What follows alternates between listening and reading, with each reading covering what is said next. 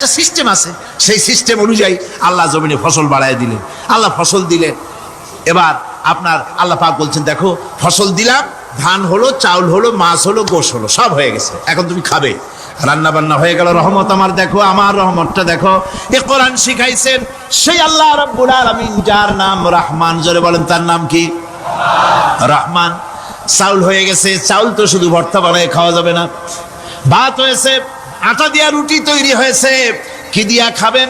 আল্লাহ রাব্বুল আলামিন আপনার পুকুরের ভিতরে মাছ দিয়া দিলেন, জন্তু জানোয়ার দিলেন, চার পায়া জানোয়ারের গোশত হালাল করে দিলেন, পাখির মাংস আল্লাহ রাব্বুল আলামিন হালাল করে দিলেন। এখন মাছ হলো, গোশ হলো, মাছ আর গোশ সিদ্ধ করে খাওয়া যাবে? জোরে বলেন, যাবে? যাবে না। তার গন্ধ নষ্ট করতে হবে আর সুঘ্রাণ সৃষ্টি করতে হবে। এই গন্ধ নষ্ট করে সুঘ্রাণ সৃষ্টি করার জন্য লবঙ্গ তৈরি করলেন কে? কথা কন না কেন? এলাচি কার? দারচিনি কার? লবণ কার? মরিচ কার? হলুদ কার? পেঁয়াজ কার? সুবহানাল্লাহ বিহামদিহি। এত নিয়ামত আল্লাহ রাব্বুল আলামিন বলেন, ওয়া ইন তাউদ্দু নি'মাতাল্লাহি লা তুহসুহা। আমার নিয়ামত গণনা করে করে আমার নিয়ামত গুণে শেষ করতে পারবে না, এত নিয়ামত আমি দান করেছি। এরপরে তরি তরকারি হলো, মাছ গোশ খেতে খেতে অস্থির হয়ে যাবে, তারপরে তরি তরকারি দিলাম, শাক সবজি দিলাম, সবকিছু আমি আল্লাহ রাব্বুল আলামিন দিয়েছি। আমার নাম রহমান, তোমার সমস্ত প্রয়োজন আমি দিয়েছি, মিটাই দিয়েছি। এবার তরি তরকারি হলো আর মানুষ তরি তরকারি খাইলো, আল্লাহ শুকর আদায় করলো না। শুকর আদায় করে? করে না। এত সুন্দর মজার কদু, সেই কদু খায়, আর কদু খাইয়া মোসে তাও মারে আর বলে স্বাদের লাউ বানাইলো বৈরাগী। আল্লাহ শুকর আদায় করে, আল্লাহর নিয়ামতের শুকরিয়া আদায় করে না। আমার ভাইয়েরা, আল্লাহ রাব্বুল আলামিন বলেন, এই পৃথিবীর আমি রহমান, কোরআন আমি শিখাইছি আমি রহমান। এমন রহমান শুধু মানুষকে খাবার দেই না, এই পৃথিবীর সকল প্রাণীকে আমি খাবার দেই। জোরে কোন সুবহানাল্লাহ। সকল প্রাণীর খাবার কে দেয়? ওয়ামা মিন দাব্বাতিন ফিল আরদি ইল্লা আলাল্লাহি রিজকুহা। এই পৃথিবীর বুকে এমন কোন বিচরণশীল জীব নাই যে জীবের রিজকের দায়িত্ব আমি আল্লাহ গ্রহণ করি নাই। সমস্ত রিজকের দায়িত্ব কে নিয়েছেন? চিল্লায় কোন? আল্লাহ সুবহানাহু ওয়া তাআলা। আচ্ছা, আপনি কোন তো দেখি, একজন জমিদার, একজন বড় লোক, চৌধুরী, খুব বড় লোক, তার বাড়িতে 20 জন লোক গেছে রাতের বেলায়। রাতের বেলায় 20 জন লোক গিয়ে মেহমান হইল। মেহমান হইয়া তারা বলতেছে, সাহেব আমরা তো মেহমান, আমি এক একজন এক এক রকমের খাবার চাইলো।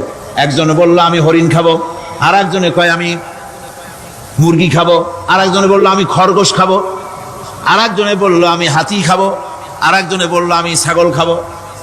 20 জন মানুষের 20 রকমের খাবার চাইলো। একজনে কয় বোয়াল মাছ খাবো, আর একজনে কয় রুই মাছ খাবো। 20 জনে 20 রকমের খাবার দাবি করলো। বলেন, জমিদার তো বাড়ির ধারে, জমিদারের বাপ, সেও কি পারবে 20 জনকে 20 রকমের খাবার পরিবেশন করতে? কোন প্রস্তুতি ছাড়া পারবে? পারবে। কোন প্রস্তুতি ছাড়া, কোন প্রস্তুতি ছাড়া জমিদার হোক, রাজা বাদশাহ হোক, 20 জন মানুষের খাবার 20 রকমের দিতে পারে না।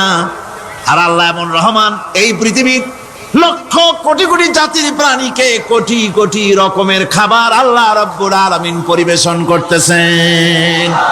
সাপের খাবার একরকম, ব্যাঙের খাবার আর এক রকম। ব্যাঙে যা খায় সাপে তা খায় না, সাপে যা খায় ব্যাঙে তা খায় না। হাতির খাবার, গন্ডারের খাবার, ভল্লুকের খাবার, বাঘের খাবার, সিংহের খাবার, মানুষের খাবার, ছাগলের খাবার, মুরগির খাবার, মশার খাবার, সারপোকার খাবার, সমস্ত খাবার ভিন্ন ভিন্ন। আবার সমস্ত খাবারের মজা আল্লাহ রাব্বুল আলামিন আলাদা আলাদা করে দিয়েছেন। এমন রহমান, আপনার পেট ভরবেন শুধু স্বাস্থ্য বাড়াবার জন্য, পেট ভরে খাওয়া দরকারটা ছিল। আল্লাহ পাক দেখলেন যে না, শুধু পেট ভরলে তো এরকম খাইতে চাইবে না, তাই আল্লাহ রাব্বুল আলামিন জিহ্বা দিয়ে দিলেন যাতে করে মজা লাগে আর খায়। সব রকমের মজা, এক এক গোশতে, এক এক মাছে, এক এক তরকারিতে এক এক রকম মজা না, সব রকম মজা, সব একরকম মজা, ভিন্ন ভিন্ন রকমের মজা। আল্লাহ পাক বলেন আমি রহমান, দেখো আমি কিভাবে খাওয়াই। ওয়া কাইয়্যিম মিন দাব্বাতিন লা তাহমিলু রিজকুহা আল্লাহু ইয়ারযুকুহা ওয়া ইয়্যাকুম। এই পৃথিবীতে এমন অনেক বিচরণশীল জীব আছে যে প্রাণীরা নিজের জন্য কোনো সঞ্চয় করে না, সঞ্চয় করে শুধুমাত্র পৃথিবীর মানুষ। আর পিঁপড়ায় কিছু সঞ্চয় করে। অন্যান্য বহু প্রাণী আছে যাদের কোনো সঞ্চয় নাই। কি বলেন, পাতিশিয়ালের কোনো ব্যাংকে অ্যাকাউন্ট আছে নাকি? না। শীতের মৌসুমে পাতিশিয়াল আসা ব্যাংকের ম্যানেজারকে বলে না যে কয়েকটা মুরগি আনছি, আমার নামে একটা অ্যাকাউন্ট ওপেন করে, বৃষ্টির সময় আমি যেন ওগুলো উঠাইয়া পাইকারি দরে খাইতে পারি। ওর কোনো খাবার নাই, সঞ্চয় নাই। এ ধরনের পাখির সঞ্চয় নাই, পশুর সঞ্চয় নাই। মহান আল্লাহ রাব্বুল আলামিন তিনি বলছেন, সকাল বেলায় পাখি তার বাসা দিয়া ক্ষুধার্ত পেট নিয়ে পাখিগুলি উড়ে চলে যায়।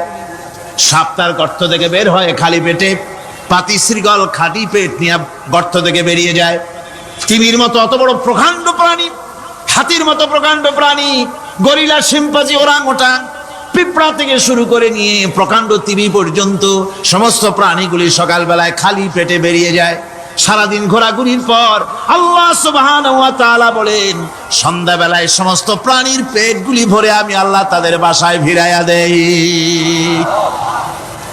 আমি রহমান, এভাবে করি। আমি আল্লাহ রাব্বুল আলামিন খাবারের বন্দোবস্ত করি, পড়ার বন্দোবস্ত করি, থাকার ব্যবস্থা করি। ইয়া আইয়ুহান নাসু যুকুরু নি'মাতাল্লাহি আলাইকুম হাল মিন খালিকিন গায়রুল্লাহ ইয়ারযুকুকুম মিনাস সামাই ওয়াল আরদ। ও পৃথিবীর মানুষেরা, ওই আল্লাহর স্মরণ করো, আল্লাহর নিয়ামতের শুকরিয়া আদায় করো যে আল্লাহ তোমাকে আকাশ থেকে, জমিন থেকে রিজিক দেন। ওই আল্লাহ ছাড়া আছে কি কেউ যে তোমাকে আকাশ থেকে রিজিক দেয়, জমিন থেকে রিজিক দেয়? লা ইলাহা ইল্লা হুয়া ফান্না তুফাকুন। ওই আল্লাহ ছাড়া কোনো ইলাহা নাই, কেন তোমরা বিভ্রান্ত হও? সেই আল্লাহর দিকে ফিরে আসো। আল্লাহ বলছেন, এভাবে আমি সমস্ত পৃথিবীর মানুষের রুজি রুটির বন্দোবস্ত করি, সমস্ত প্রাণীর রুজি রুটির ব্যবস্থা করি। আমি সেই রহমান। সুবহানাল্লাহ বিহামদিহি।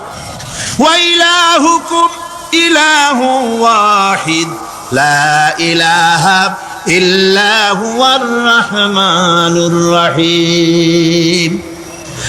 এই হচ্ছেন তোমাদের আল্লাহ। সুবহানাল্লাহ। আল্লাহ বলছেন, ওয়া ইলাহুকুম ইলাহু ওয়াহিদ, তিনি হচ্ছেন এক আল্লাহ, এক ইলাহ, যিনি ছাড়া কোনো ইলাহা নাই। তিনি হচ্ছেন রহমান। তিনি কি? রহমান। তিনি হচ্ছেন রহিম। তিনি তোমাদের সব কিছুর ব্যবস্থা করে দিয়ে থাকেন, কোন জিনিস তোমাদেরকে বঞ্চিত করেন না। এই রহমান এমন রহমান যিনি তোমাদের সমস্ত নিয়ামত পূর্ণ করেন। আর রহমান এমন রহমান যে শুধু আপন আপন লোক দেখে তালাশ করে করে দেয় না, সকলকে দেয়। যারা নামাজ পড়ে তাদের দালান কোটা বেশি হয়, যারা তাহাজ্জুদ পড়ে তাদের ব্যাংকে টাকার অভাব নাই, যারা হজ করে যাকাত দেয় তারা টাকার জ্বালায়, পয়সা কড়ির জ্বালায় অস্থির। এরকম নাকি? না, বরং নামাজ রোজা হজ যাকাত যারা করে বেশি খাঁটি মুসলমান, তাদের অভাব অভিযোগ আরো বেশি। যাদের কাছে নামাজ নাই, রোজা নাই, আল্লাহ পরকালের চিন্তা নাই, তাদের টাকা পয়সা, সোনা দানা, জায়গা জমিন, সৌন্দর্য, সুখ আর আরো অনেক বেশি। বরং এদের কম। আপন লোকের চাইতে শত্রুকে বরং আল্লাহ পাক বেশি দেন। আপন লোক মানে যারা দিনদার, ইমানদার, পরহেজগার, নামাজি, এরা বরং কম পায়, ওরা বরং বেশি পায়। এমন কেউ নাই পৃথিবীতে শত্রুকে ডেকে বলবে আয় তোরেও দেই, কেউ নাই। একমাত্র আল্লাহ রাব্বুল আলামিন যিনি সকলকে দেন। এই পৃথিবীর কোন মূল্য আল্লাহ রাব্বুল আলামিনের কাছে নাই, একটা মশার দানার তুল্য মূল্য নাই। সেই জন্য আল্লাহ পাক সকলকে নিয়ামত দেন, সকলকে ব্যবস্থা করেন। তাই এই কোরআন শরীফ আল্লাহ পাক তার মানুষের প্রতি এত দয়া মানুষের প্রতি, যে আল্লাহ পাকের দয়াটা কার? জোরে চিল্লা এখন, দয়াটা কার? এত দয়া যে আল্লাহ পাকের মানুষের প্রতি রাস্তা চলার জন্য রাস্তা তৈরি করে দিলেন।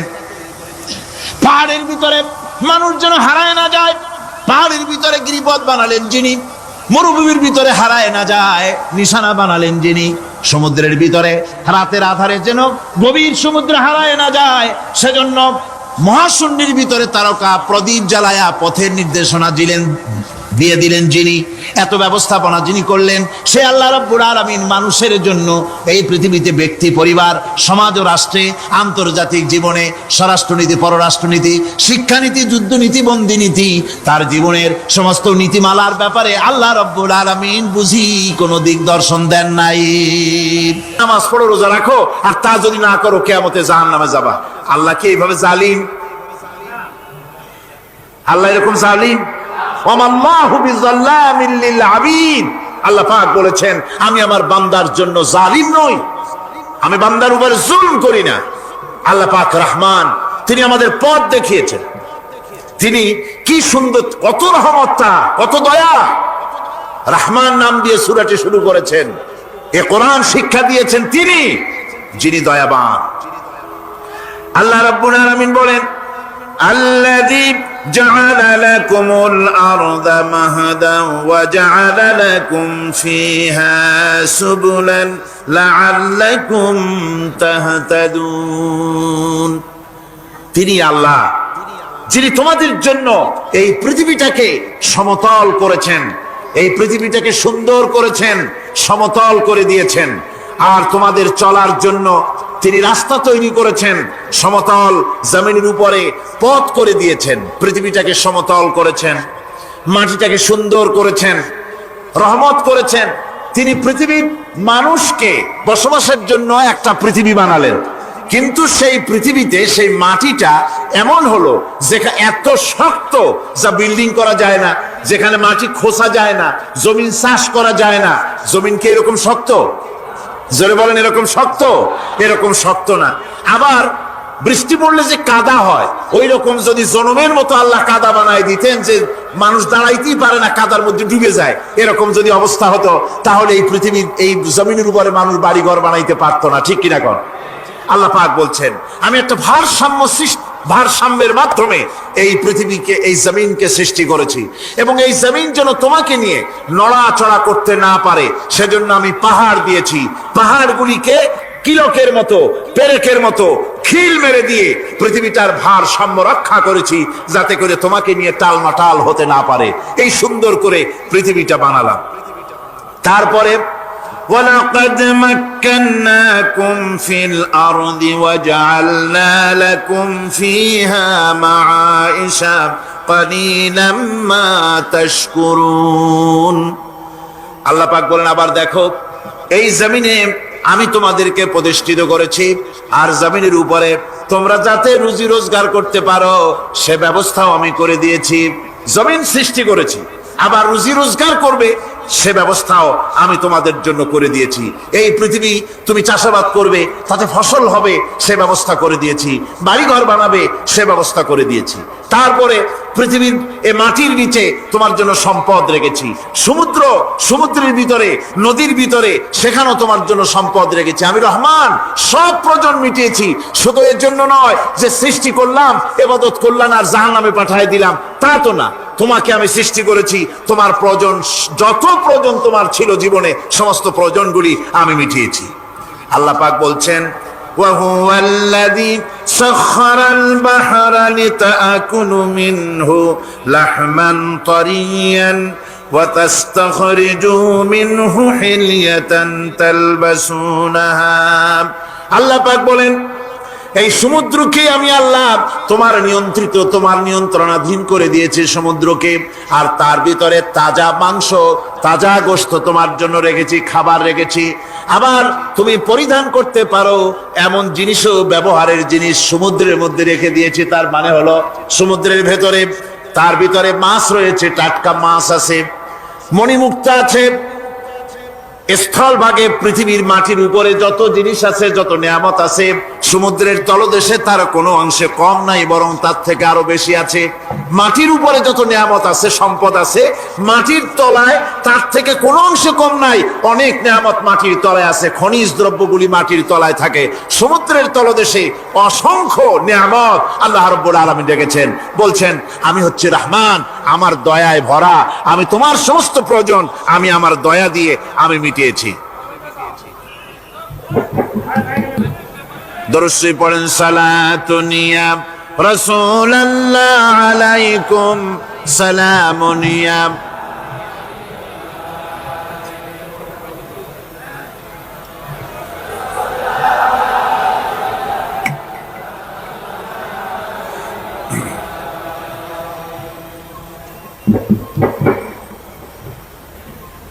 আমার ভাইরা, আল্লাহ সুবহানাহু ওয়া তাআলা তিনি হচ্ছেন রহমান,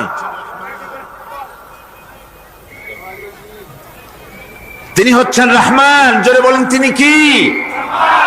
দয়ার সাগর, যিনি মানুষের সমস্ত প্রয়োজন মিটিয়েছেন, তিনি কোরআন অবতীর্ণ করেছেন। আমি আল্লাহর দয়ার কথা রহমান শব্দের ব্যাখ্যা আপনাদের সামনে করে সামনে এগোচ্ছি। মাঝখানে যারা হাঁটেন, এর আগেও আপনাদেরকে বহুবার বলা হয়েছে, কোরআনে কারীমের তাফসীরের মাহফিল, মাঝখান থেকে হাঁটা চলা কিন্তু বেয়াদবি। জোরে বলেন এটা কি? এই বেয়াদবি কেউ করতে চেষ্টা করবেন না। আল্লাহ পাক বলছেন যে আমি এই পৃথিবী সৃষ্টি করলাম, মাটিতে তোমাদের জন্য চতুষ্পদ জন্তু সৃষ্টি করেছি, বাতাসের উপরে পাখিরা সাঁতার কাটছে, আর পানির ভিতরে মৎস্যরাজি রয়েছে। এ সমস্ত প্রাণীগুলি আত্মরক্ষার জ্ঞান আমি দান করেছি, তারা তোমাদের জন্য উপকার করে। সেই পশুগুলি পশম দিয়ে তোমাদের কাপড় চোপড় তৈরি হয়, তারপরে তার চামড়া তোমরা পরিধান করো। এই পশুগুলিও তোমাদের জন্য আমি এক নিয়ামত হিসেবে দিয়েছি। ওয়াল-আনআমা খালাকাহা লাকুম ফীহা দিফউন ওয়া মানাফিউ ওয়া মিনহা তা'কুলুন। আল্লাহ সুবহানাহু ওয়া তাআলা বলেন, আমি মানুষের জন্য পশু তৈরি করেছি, চতুষ্পদ জন্তু সৃষ্টি করেছি, যার পশম দিয়ে তোমাদের জন্য শীতের পোশাক তৈরি হয়। আপনারা যে এই যে চাদর গায়ে দেন, কম্বল গায়ে দেন, এগুলো কার পশম? পশুর পশম। পশুগুলির, জন্তুগুলির পশম দিয়ে আপনাদের জামা কাপড়গুলি তৈরি হয়। তারপরে এই পশু আপনাদের জন্য বাড়িতে পাহারা লাগায়।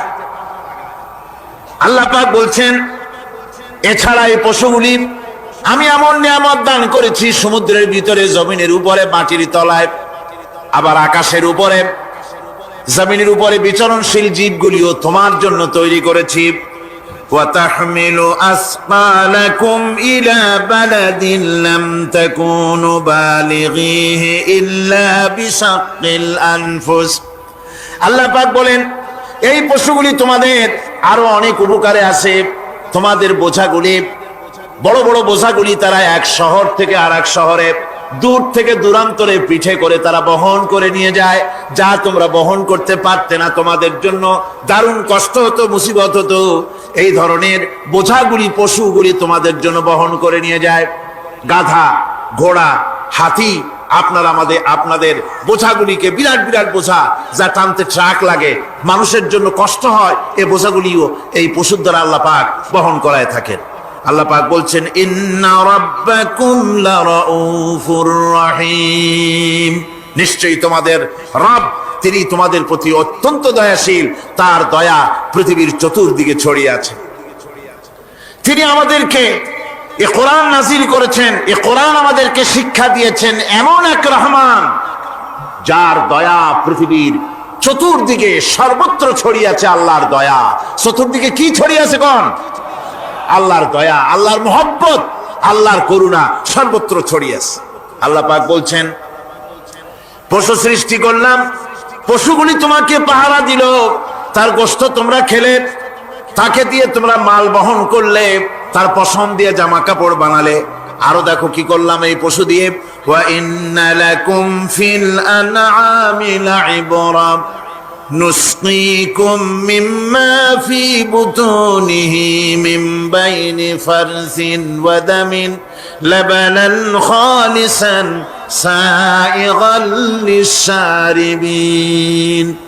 আল্লাহ রাব্বুল আলামিন বলেন, চতুষ্পদ জীবের মধ্যে বুদ্ধিমান ব্যক্তিদের জন্য নিদর্শন রয়েছে। যারা বুদ্ধিমান তাদের জন্য নিদর্শন রয়েছে। দেখো, তোমার গাভীগুলি, এগুলি জমিনের ঘাস খেলো,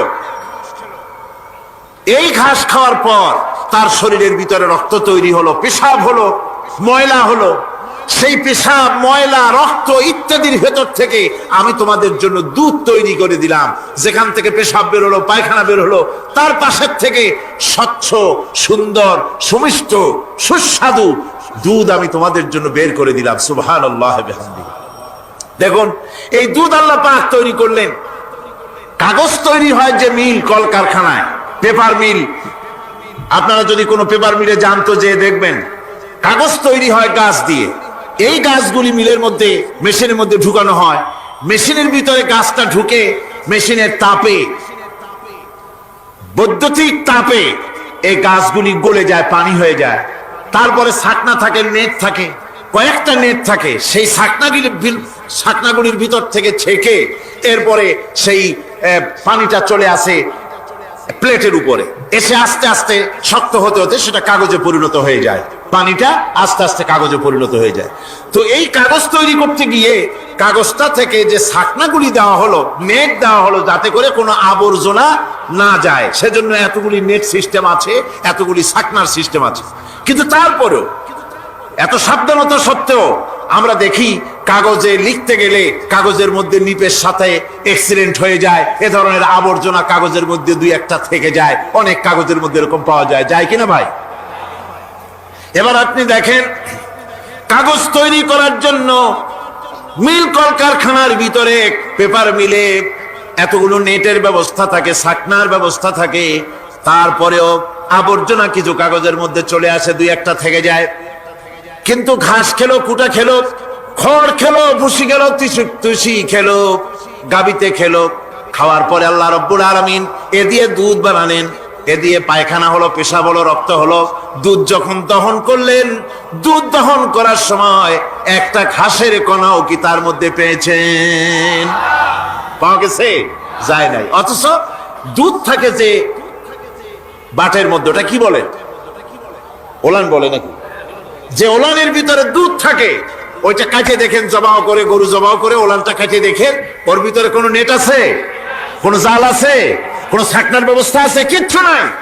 সুবহানাল্লাহ কইতে ইচ্ছে করে না ভাইরা? আল্লাহ রাব্বুল আলামিন বলেন, এইভাবে করে পশুর ভিতরে তোমার জন্য কত, এক পশুতে কত উপকার করলাম, গোশত খাওয়ালাম, চামড়া দিয়া জামা বানায় দিলাম। প্রচন্ড শীত পড়ে যেখানে, কানাডায়, ইউরোপে, আমেরিকায় প্রচন্ড শীত পড়ে কোন কোন এলাকায়। দক্ষিণ আমেরিকায় কানাডার একটা এলাকা আছে যেখানে এবার আমি সফর করে এসেছি। 12 মাস বরফ পড়ে সেখানে, বরফ আর বরফ ছাড়া কিছু নাই। সমস্ত রাস্তাঘাট সব বরফ আর বরফ। সেখানে এই প্রচন্ড শীতের ভিতরে মানুষ কিভাবে থাকবে? সুতা দিয়া তৈরি করা কাপড়ে শীত কিছুতেই মানতে পারে না। আমি তো গেছি এমন এক জায়গায়, কানাডা এবং আমেরিকা যেখানে ছিলাম, সেখানে শীত ছিল -11 টেম্পারেচার, -11। এখন বোঝেন যে ঠান্ডাটা কি পরিমাণ। মুখের থেকে থুতু ফেললে আপনি চেহারা ফিরাতে পারবেন না, এর মধ্যে আপনার থুতু বরফ হয়ে যাচ্ছে। এই রকমের প্রচন্ড ঠান্ডায় সব রকমের কাপড় চোপড় যা ছিল এগুলো সব কিনে গায়ে দিয়ে আমি 1-3 হয়ে গেছি ফুলিয়া। তারপরেও আমার মনে হচ্ছে ঠান্ডা আমার হাত দিয়ে স্পর্শ করতেছে। তাহলে বরফের দেশ যেটা, এস্কিমোরা যেখানে বাস করে, সেই মানুষগুলির অবস্থা কি? ওই এস্কিমোরা যেখানে বাস করবে, 12 মাস যেখানে বরফ পড়বে, ওই জায়গার মানুষগুলো কি করে, কি গায়ে দিয়া বাঁচবে? এ পরিকল্পনা, এই চিন্তা দুনিয়ায় কেউ করে নাই। রহমান করেছেন। আল্লাহ রাব্বুল আলামিন পশু তৈরি করেছেন, পশুর গায়ে পশম দিয়েছেন, চামড়া দিয়েছেন। সেই জায়গার মানুষগুলি চামড়া দিয়া জামা তৈরি করে গায়ে লাগায়, শীত ঢোকে না। সুবহানাল্লাহ। চামড়া দিয়ে জামা তৈরি হচ্ছে, কাপড় চোপড় তৈরি হচ্ছে। আল্লাহ বলেন, এভাবে করে কত কিছু হলো। চামড়া দিয়া জামা বানাইলা, পশম দিয়ে শাল তৈরি করলে, কম্বল তৈরি করলে, গোশতগুলো পাইকে লালন পালন করতেছি। একটি মানুষ যতই সংকীর্ণ এবং অসভ্য জীবন যাপন করুক না কেন, সে পৃথিবীতে যেখানে বসবাস করে সেখানে বসে সে অন্তত তার চতুর্দিকে কত নিয়ামত সে লাভ করতেছে তা সে চিন্তা না করে পারে না। সে যদি চিন্তা করে তাহলে অবশ্যই এগুলি তার জ্ঞানের মধ্যে আসবে। একজন কৃষক, সে নির্জন একটা কুটিরে বাস করে। সে আল্লাহর সৃষ্টি নৈপুণ্যতা বুঝুক আর না বুঝুক, আকাশ কেন সৃষ্টি হলো, জমিন কেন সৃষ্টি হলো, এই কথা যদি জিজ্ঞাসা করা হয় কৃষককে, সে তো ভালো করে তা বুঝবে না। কিন্তু অন্তত এতটুকুন কথা একটা মূর্খ, একজন চাষি যে প্রত্যন্ত একটা অঞ্চলে বাস করে, একটা নিবিড় পল্লীতে বাস করে, অজপাড়াগায় বাস করে, কোন শিক্ষার আলো পৌঁছায় নাই, স্কুল নাই, কলেজ নাই, বিদ্যুৎ নাই, হসপিটাল নাই, রাস্তা নাই, টেলিফোনের ব্যবস্থা নাই, এমন একটা জায়গায় একটা নিরেট, একটা মূর্খ, একটা চাষি একটা ঘরের মধ্যে বাস করে। সে পৃথিবীর আল্লাহর সৃষ্টি নৈপুণ্যতা আর কিছু বুঝুক আর না বুঝুক, এতটুকুন কথা তো সে বোঝে যে আমি যদি অসুস্থ হই তাহলে এই গাছপালার পাতা শিকড় বেটে খেলে আমি রোগমুক্ত হয়ে যাই। আমি প্রচন্ড রোদ্রে যখন পুড়ি গাছের তলায়, আমি ছায়া নিলে পরে আমি তখন আরাম পাই, ঠান্ডা পাই। এই গাছগুলি তার তরুণ বয়সে আমাকে ফল দেয়, গাছ যখন বড় হয় তখন সে আমাকে ছায়া দেয়। এই গাছের তক্তাগুলি দিয়ে, গাছ দিয়ে কাঠ হয়, তা দিয়ে তক্তা হয়, তা দিয়ে খুঁটি হয়, তা দিয়ে আড়া হয়, তা দিয়ে নৌকা হয় ইত্যাদি সে বুঝতে পারে। তাছাড়া এই গাছ যখন বুড়ো হয়ে গেল, শুকিয়ে গেল, তখন এই গাছ দিয়ে আগুন জ্বালায়া আমি রান্না বান্না করি। গাছ এত আমার উপকার করছে, তার দ্বারা উত্তাপ পাই, আলো পাই, এত কিছু পাই। একটা মূর্খ লোকও চিন্তা করলে এতগুলি জিনিস সে অনুভব করতে পারে, এবং এরপরে তার চিন্তা চলে যায় যে এই সমস্ত নিয়ামত এমনি এমনি হয় নাই, নিঃসন্দেহে একজন এগুলি সৃষ্টি করেছেন, তার নাম আল্লাহ। তার নাম কি? তার নাম রহমান। যারা বলেন তার নাম কি? রহমান। তিনি সৃষ্টি করেছেন, তিনি এগুলি দান করেছেন। এই বৃক্ষরাজি আল্লাহ পাক বলছেন, নিল্লাযী জাআলা লাকুম মিনাশ শাজারিল আখদারি নারান ফাইযা আনতুম মিনহু তুকিদুন। আল্লাহ রাব্বুল আলামিন বলেন, সেই দয়াময় আল্লাহ রাব্বুল আলামিন গাছ সৃষ্টি করেছেন, আর এই গাছগুলি সৃষ্টি করে দিয়েছেন তোমাদের কাজের জন্য, যা দিয়ে তোমরা আগুন জ্বালাও, চুলা জ্বালাও, রান্না বান্নার কাজ করো। ওয়ারাহমাতি ওয়াসিআত কুল্লা শাই, আমার রহমত ঘিরে আছে আমার গোটা পৃথিবীকে, সর্বত্র আমার রহমত আর রহমত। এই কোরআন শরীফ শিক্ষা দিয়েছেন তিনি, আর রহমান আল্লামাল কোরআন, এই কোরআন শিক্ষা দিয়েছেন সেই মহান আল্লাহ রাব্বুল আলামিন, যিনি হচ্ছেন রহমান, যার দয়া দিয়ে গোটা পৃথিবী পরিব্যাপ্ত হয়ে আছে। এক মুহূর্তের জন্য চিন্তা করুন, এক মুহূর্তের জন্য চিন্তা করুন, আল্লাহ পাকের দয়া যদি না থাকতো তাহলে কি অবস্থা হতো? এই পৃথিবী আছে কিন্তু কোনো সৌন্দর্য নাই, আকাশ আছে কিন্তু কোনো তারকা নাই, তারকা আছে কিন্তু তাতে কোনো আলো নাই, গাছ আছে কিন্তু তাতে কোনো সবুজ শ্যামলিমা নাই, আওয়াজ আছে কিন্তু তাতে কোনো সুর নাই, মানুষ আছে কিন্তু তার দেহের মধ্যে কোনো ঐক্য নাই। এই জাতীয় একটা পৃথিবীর চিন্তা মানুষ করতে পারে না, এটা একটা কবরস্থানের মতো অবস্থা হয়ে যাবে। আল্লাহ পাক বলছেন, দেখো আকাশ বানাইছি, আবার সেই আকাশ দেখতে যেন সুন্দর হয় সেজন্য তারকা প্রদীপ দিয়ে আকাশকে সাজাইছি। যেরকম সুবহানাল্লাহ। আল্লাহ রাব্বুল আলামিন বলেন, ওয়ালাকাদ যায়্যানাস সামাআদ দুনিয়া বিমাসাবিহ। আল্লাহ পাক বলেন, এই দুনিয়ার আকাশ খানিকে তারকা প্রদীপ দিয়া সাজায় রেখেছি মনের মতন, দেখো তুমি তাকাইয়া কি সুন্দর করে নয়ন অবিরাম দৃশ্য আকাশ বানালাম, চতুর্দিকে তারকা রাত্রে ফুটে উঠলো, যা দেখলে মানুষের নজর, মানুষের সুন্দর, তার চক্ষু শীতল হয়ে যায়। জোরে বলেন সুবহানাল্লাহ। সুন্দর করে এই আকাশটাকে আমি সাজিয়েছি। তারপরে আল্লাযী খালাকা সাবআ সামাওয়াতিন তিবাকা মা তারা মিন খালকির রাহমানি মিন তাফাবুত।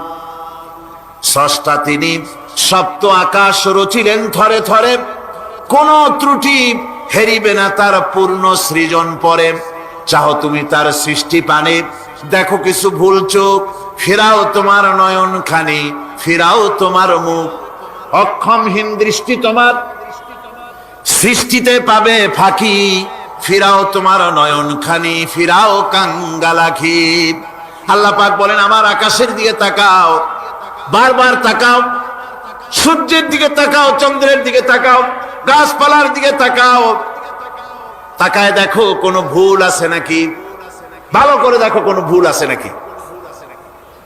আল্লাহ পাক বলেন, আবার তাকাও, দেখতে দেখতে তোমার চক্ষু দুর্বল হয়ে তোমার কাছেই ফিরে আসবে, আমার সৃষ্টি নৈপুণ্যতার ভিতরে কোনো ভুল পাবে না। সুবহানাল্লাহ।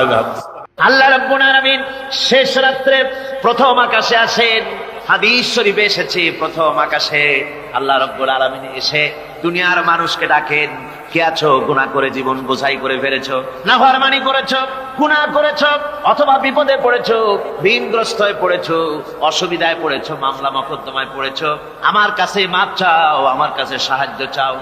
এই সময় যে সমস্ত বান্দারা আরামের ঘুমকে হারাম করে আল্লাহর দরবারে কাঁদতে থাকে, তাহাজ্জুদের নামাজ আদায় করে যখন হাত তুলে কাঁদে, আল্লাহ পাক তখন এই দৃশ্য দেখে ফেরেশতাদের বলেন, ও আমার ফেরেশতারা, আমার ওই বান্দাগুলি কাঁদে কেন? সমস্ত মানুষ যখন ঘুমানো, এই বান্দাগুলি কাঁদে কেন বলো? ফেরেশতারা বলে, আল্লাহ তুমি তো ভালো করে জানো। ফেরেশতারা বলে, আল্লাহ পাক বলবেন, তবুও তোমাদের মুখ থেকে শুনতে চাই। ফেরেশতারা তখন বলবে, রব্বুল আলামিন তোমার বান্দা গুনাহ করেছে, জাহান্নামের ভয়তে তোমার কাছে কাঁদতেছে, তোমার ভয়তে কাঁদে, জাহান্নামের ভয়তে কাঁদে। আল্লাহ জিজ্ঞেস করেন, ফেরেশতারা, ওরা যে আমার ভয়তে কাঁদে, ওরা কি আমারে দেখছে নাকি? ফেরেশতারা বলে, না খোদা তোমারে দেখে নাই। আল্লাহ পাক বলেন, ওরা আমার যে জাহান্নামের ভয়তে কাঁদে, ওই জাহান্নাম তারা দেখেছে নাকি? ফেরেশতারা বলে, না আল্লাহ, তোমার জাহান্নাম ওরা দেখে নাই, তোমার বেশ তো কিছুই দেখে নাই। আল্লাহ পাক বলেন, আমার ফেরেশতারা, এই বান্দাগুলি আমার দোজখ দেখে নাই, আমাকে দেখে নাই, হাসর মিজান সিরাত কিছুই দেখে নাই, শুধু কোরআনের কথা শুনে, আমার নবীর কথা শুনে, আমার কোরআনের কথা শুনে বিশ্বাস করে আরামের ঘুমকে হারাম করে কিভাবে কাঁদতেছে তাকায় দেখ। আমার রহমতের দরিয়ায় জোশ মেরে গেছে, তোরা সাক্ষী থেকে যা, আমার ওই ক্রন্দনরত বান্দাগুলিকে আমি আল্লাহ মাফ করে দিলাম। আমার ভাইরা, আল্লাহ পাক বলেন, আম্মান হুয়া কানিতুন আনা আল-লাইলি সাজিদাও ওয়া কাইমা। আল্লাহ রাব্বুল আলামিন বলেন, সিজদার ভিতরে আর দাঁড়ানোর ভিতরে আমার এই বান্দাগুলি আখিরাতে আমার সঙ্গে দেখা করা লাগবে এই ভয়তে, জাহান্নামের ভয়তে তারা কাঁদে, এভাবে কাঁদতে থাকে। আর আল্লাহ পাক ওই সময় তাদের গুনাহ মাফ করতে থাকেন। কোরআনে কারীমের ভিতরে আল্লাহ পাক বলেন, সারা রাত ঘুমাতে আল্লাহ নিষেধ করেছেন, সারা রাত যেন ঘুমায়ো না, পাইকারি ধরে ঘুমায়ো না, একটু জাগো। ওয়াজকুর ইসমা রাব্বিকা বুকরাতাও ওয়া আসীলা। সকাল এবং সন্ধ্যায় তোমার প্রভুর, তোমার রবের জিকির করো, স্মরণ করো। وَمِنَ اللَّيْلِ فَاسْجُدْ لَهُ وَسَبِّحْهُ لَيْلًا طَوِيلًا।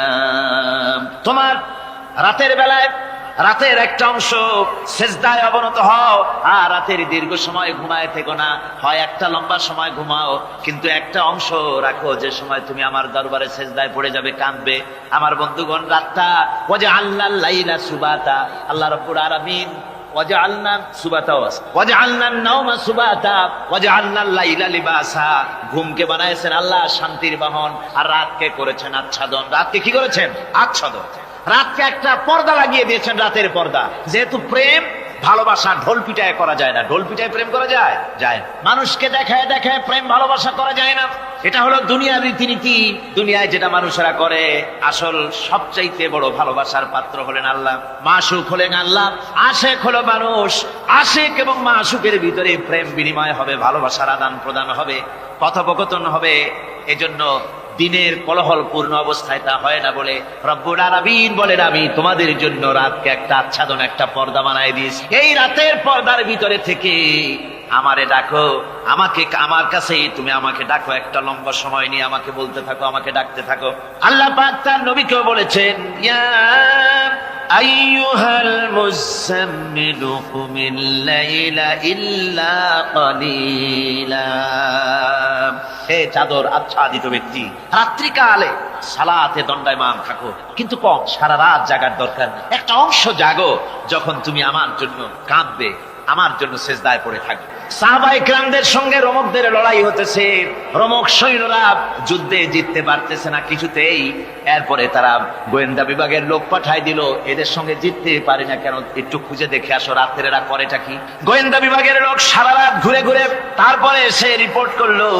এরপরে এসে তাদের প্রধানের কাছে রিপোর্ট করলো, আমরা যার কাছে গিয়েছিলাম দেখে এলাম, হুম বিল্লাইলি রাহবানুন ওয়া বিন্নাহারি ফুরসানুন।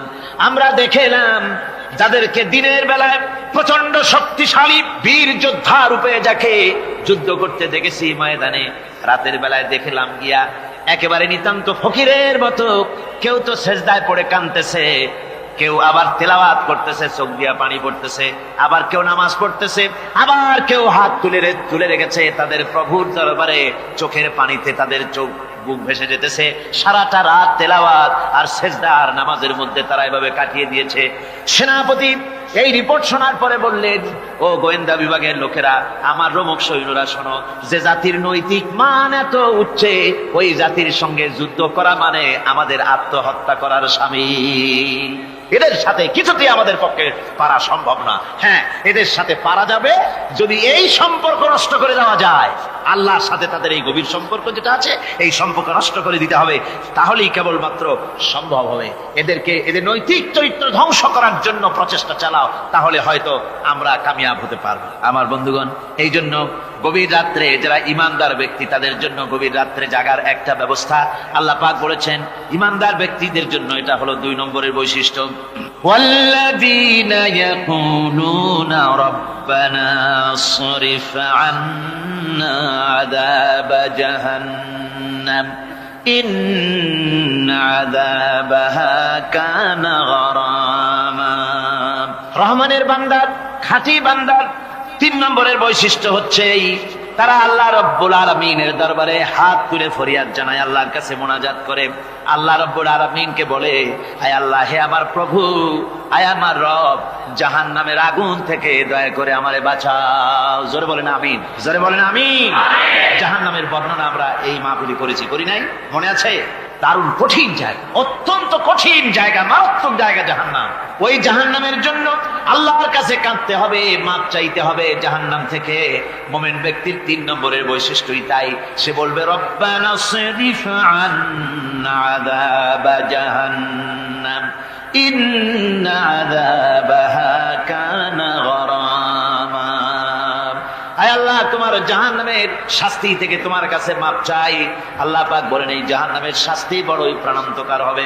ইন্নাহা সাআত মুস্তাকাররাও ওয়া মুকামা।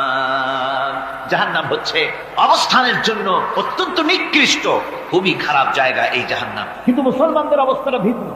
মুসলমানেরা নেক আমল করে, ইবাদত বন্দি করে, তা সত্ত্বেও তার কলিজা কাঁপতে থাকে। সুবহানাল্লাহ, তার কলিজা কাঁপতে থাকে যে আমি যে ইবাদত করছি, এই ইবাদত আল্লাহর দরবারে মঞ্জুর হচ্ছে কিনা। এই জন্য তার মন কাঁপতে থাকে। সে আমলের উপর নির্ভর করে থাকে না, সে আল্লাহর দয়ার উপরে নির্ভর করে। কিসের উপরে নির্ভর করে? আল্লাহর দয়া, আল্লাহর রহমতের উপরে নির্ভর করে। আর সে আল্লাহর কাছে কাঁদতে থাকে, রব্বুল আলামিন, তুমি দয়া করে, মেহেরবানি করে আমার হিসাব নিও না। আমার হিসাব করে যদি বেহেশতে দাও, তাহলে তো বেহেশতে যাইতে পারবো। কিয়ামতের দিন আল্লাহ রাব্বুল আলামিন কোন মানুষকে যদি হিসাবের জন্য ধরে ফেলেন, তাহলে ওই বান্দার আর জাহান্নাম ছাড়া কোনো পথ নাই।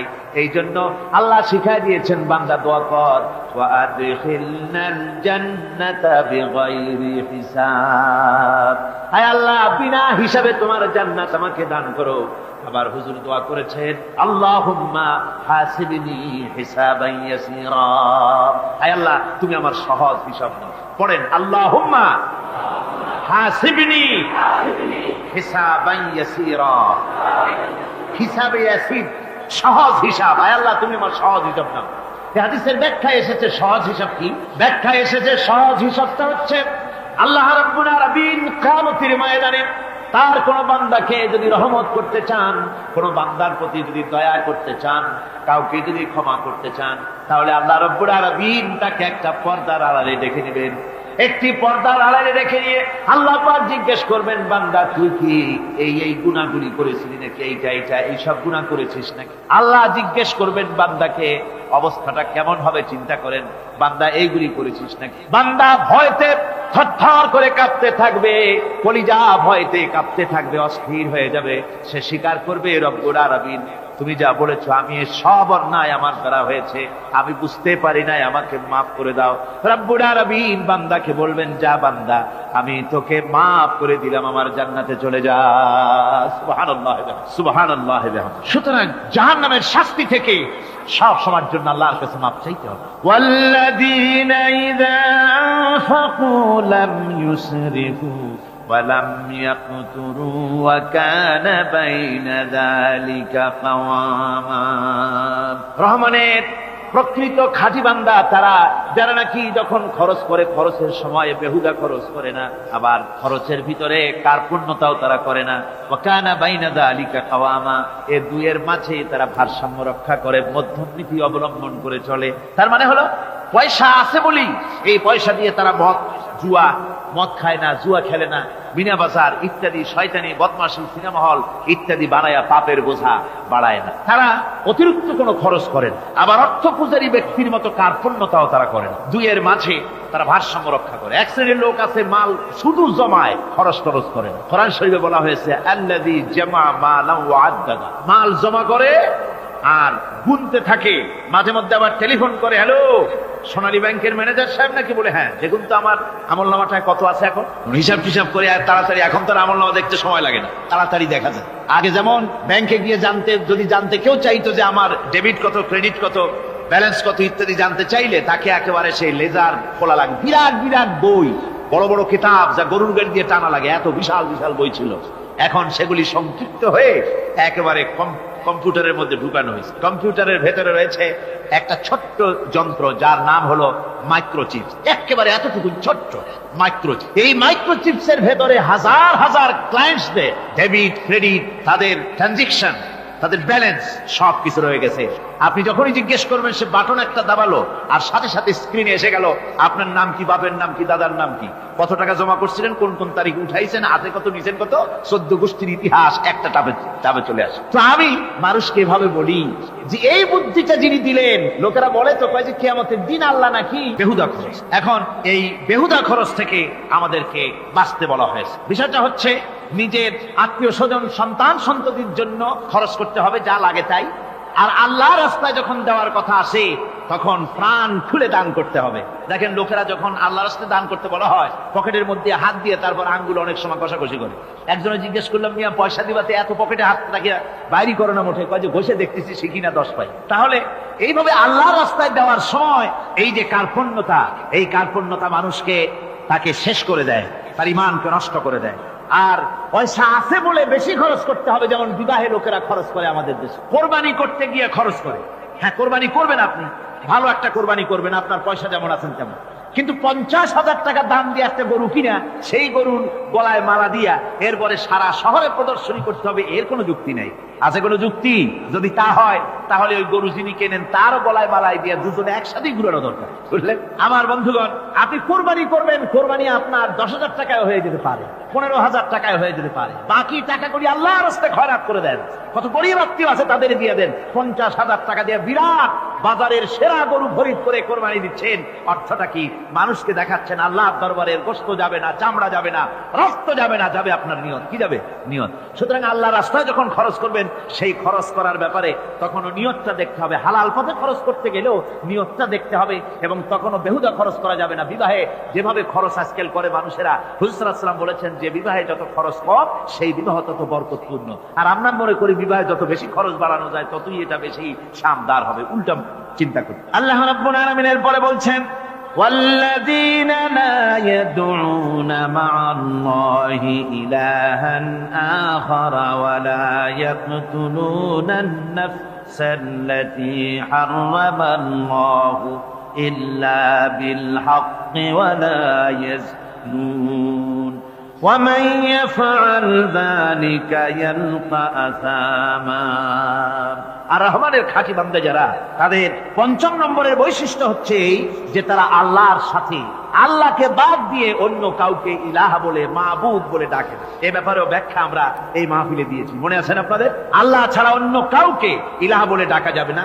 ওয়ালা ইয়াকতুলুনা আন-নাফসাল্লাতী হারামাল্লাহু ইল্লা বিল হক। আর আল্লাহ যে সমস্ত প্রাণকে, আর ওই লোকেরা যারা নাকি আল্লাহ ছাড়া, ইমাম রহমানের বান্দা যারা, তারা একদিকে তো আল্লাহ ছাড়া অন্য কাউকে ডাকে না, মাবুদ বলে স্বীকার করে না, অন্যদিকে আল্লাহর হারাম করা প্রাণগুলিকে তারা ধ্বংস করে না। অর্থাৎ আল্লাহ যাদেরকে হত্যা করতে নিষেধ করেছেন, প্রাণীদেরকে হত্যা করতে, মানুষ হত্যা করতে নিষেধ করেছেন, আল্লাহর নিষেধ, আল্লাহ যেগুলি জায়েজ করেছেন সেগুলি বাদ দিয়ে হত্যা করা, এগুলি তারা করে না। ওয়ালা ইয়াজনুন, আর তারা জেনা ব্যভিচারেও লিপ্ত হয় না। এটা হচ্ছে যে এই সমস্ত লোকগুলি তারা গুনাহ থেকে মুক্ত থাকতে চেষ্টা করে, তারা আল্লাহ ছাড়া আর কাউকে রব বলে ডাকে না, ইলাহ বলে ডাকে না, মাবুদ বলে ডাকে না। হযরত ইবনে মাসউদ রাদিয়াল্লাহু তাআলা আনহু বলেছেন, তিনি রাসূল পাক সাল্লাল্লাহু আলাইহি ওয়াসাল্লামের কাছে জিজ্ঞেস করেছিলেন, হে রাসূল, সবচেয়ে বড় গুনাহ কি? হুজুর বলেছেন সবচেয়ে বড় গুনাহ তিনটা। সবচেয়ে বড় গুনাহটা কয়টা? রাসূল পাক সাল্লাল্লাহু আলাইহি ওয়াসাল্লাম বলেছেন সবচেয়ে বড় গুনাহ হচ্ছে তিনটি। একটি হচ্ছে, তুমি যদি কাউকে আল্লাহর সমতুল্য প্রতিদ্বন্দ্বী বানিয়ে যদি তার কাছে কিছু চাও, তাহলে এটা সবচেয়ে বড় গুনাহ। সন্তান দিতে পারেন আল্লাহ, তোমাকে রোগমুক্ত করতে পারেন আল্লাহ, আল্লাহ যা করতে পারেন এই সব বিষয়গুলি যদি মানুষের কাছে চাও, তাহলে তুমি আল্লাহর জায়গায় তাকে বসালে এটা সবচেয়ে বড় গুনাহ। আর 2 নম্বরের গুনাহ হচ্ছে, নিজের সন্তান তোমার খাবার খাবে, তোমার খাবারে সন্তান ভাগ বসাবে, এই ভয়তে সন্তানকে হত্যা করা, এটাও বিরাট পাপ। আর 3 নম্বরে হচ্ছে প্রতিবেশীর স্ত্রীর সঙ্গে জেনা করা, এটা হলো আরেকটি। মোট 3টি গুনাহ বলেছেন রাসূলুল্লাহ, সবচেয়ে মারাত্মক গুনাহ। তার মধ্যে এই গুনাহগুলি তো আমাদের সমাজে চালু আছে। একদিকে সমাজের ভেতরে রয়েছে আল্লাহ ছাড়া মানুষের কাছে, মাজারের কাছে গিয়া, কবরের কাছে গিয়া, কবরওয়ালার কাছে চাওয়ার এই রেওয়াজ চালু আছে। এই রেওয়াজ কি চট্টগ্রামে কমেছে না বেড়েছে? কমেছে। জোরে কোন আলহামদুলিল্লাহ। কমে গিয়েছে, আগের তুলনায় বহুত কমেছে। যারা এই মাজারকে নিয়ে ব্যবসা করে তারা অনেকে বলেছেন যে আমাদের ইনকাম আগে যা ছিল তার থেকে 4 আনায় নেমে গিয়েছে, 12 আনায় শেষ। জোরে কোন আলহামদুলিল্লাহ। জোরে বলেন আলহামদুলিল্লাহ। এই মাজার পূজা থেকে বাঁচতে হবে। 2 নম্বরে রয়েছে, সমাজের ভিতরে চালু আছে এই যে সন্তান হত্যা করা, এই হত্যা করার এক রেওয়াজ চালু আছে। এরপরে রয়েছে এমনি মানুষকে হত্যা করা। কলেজ ইউনিভার্সিটিতে যেভাবে মানুষ হত্যা করা হচ্ছে, এরা জানে না নিজের আদর্শকে প্রতিষ্ঠার জন্য আন্দাজ এবং অনুমানের উপরে ভিত্তি করে জেদ করে মানুষকে হত্যা করছে। কি বলেন, করে না? আল্লাহ রাব্বুল আলামিন বলেন, ওয়ামান ইয়াকুতুল মুমিনান মুতাআম্মিদান ফাজাযাউহু জাহান্নাম খালিদিনা ফিহা আবাদান। আল্লাহ রাব্বুল আলামিন বলেন, মুমিন বান্দা কি কেউ যদি ইচ্ছে করে কাউকে হত্যা করে, তাহলে তার জায়গা হবে জাহান্নাম, তার আর কোনো শাস্তি নাই, একমাত্র জাহান্নামই হবে তার শাস্তি, চিরকাল জাহান্নামের ভিতরে থাকতে হবে। জোরে বলেন নাউজুবিল্লাহ। আজকে কলেজের মধ্যে, ইউনিভার্সিটিতে অনবরত আমরা হত্যাকাণ্ডের খবর শুনতে পাচ্ছি, সমানে হত্যা হচ্ছে। এই যে সন্ত্রাস এবং হত্যা যা হচ্ছে কলেজ ইউনিভার্সিটিতে, আপনারা আমাকে বলেন অনুরূপ হারে মাদ্রাসায় এই ধরনের সন্ত্রাস হচ্ছে? এত আস্তে জবাব দিলেন তাহলে বোধহয় হচ্ছে দেশে। মাদ্রাসায় সন্ত্রাসের কারণে, কোন টাইটেল মাদ্রাসা, ফাজেল মাদ্রাসা সন্ত্রাসের কারণে বন্ধ হয়েছে এমন কোন নজির আপনারা পেয়েছেন? পান নাই। কেন পান? কলেজ বন্ধ হচ্ছে, ইউনিভার্সিটি বন্ধ হচ্ছে, সন্ত্রাসের কারণে মাদ্রাসা বন্ধ হয় না কেন? তার কারণ হচ্ছে কলেজ ইউনিভার্সিটিতে কোরআন পড়ানো হয় না, হাদিস পড়ানো হয় না, তাই তারা হত্যা করলে কি পাপ হয় তাও জানে না। হত্যা পাপ, হত্যার পাপ তো দূরের কথা, মানুষ কোরআন শুনতে আসে, কোরআন শুনতে আসাটাও তাদের বরদাস্ত হয় না।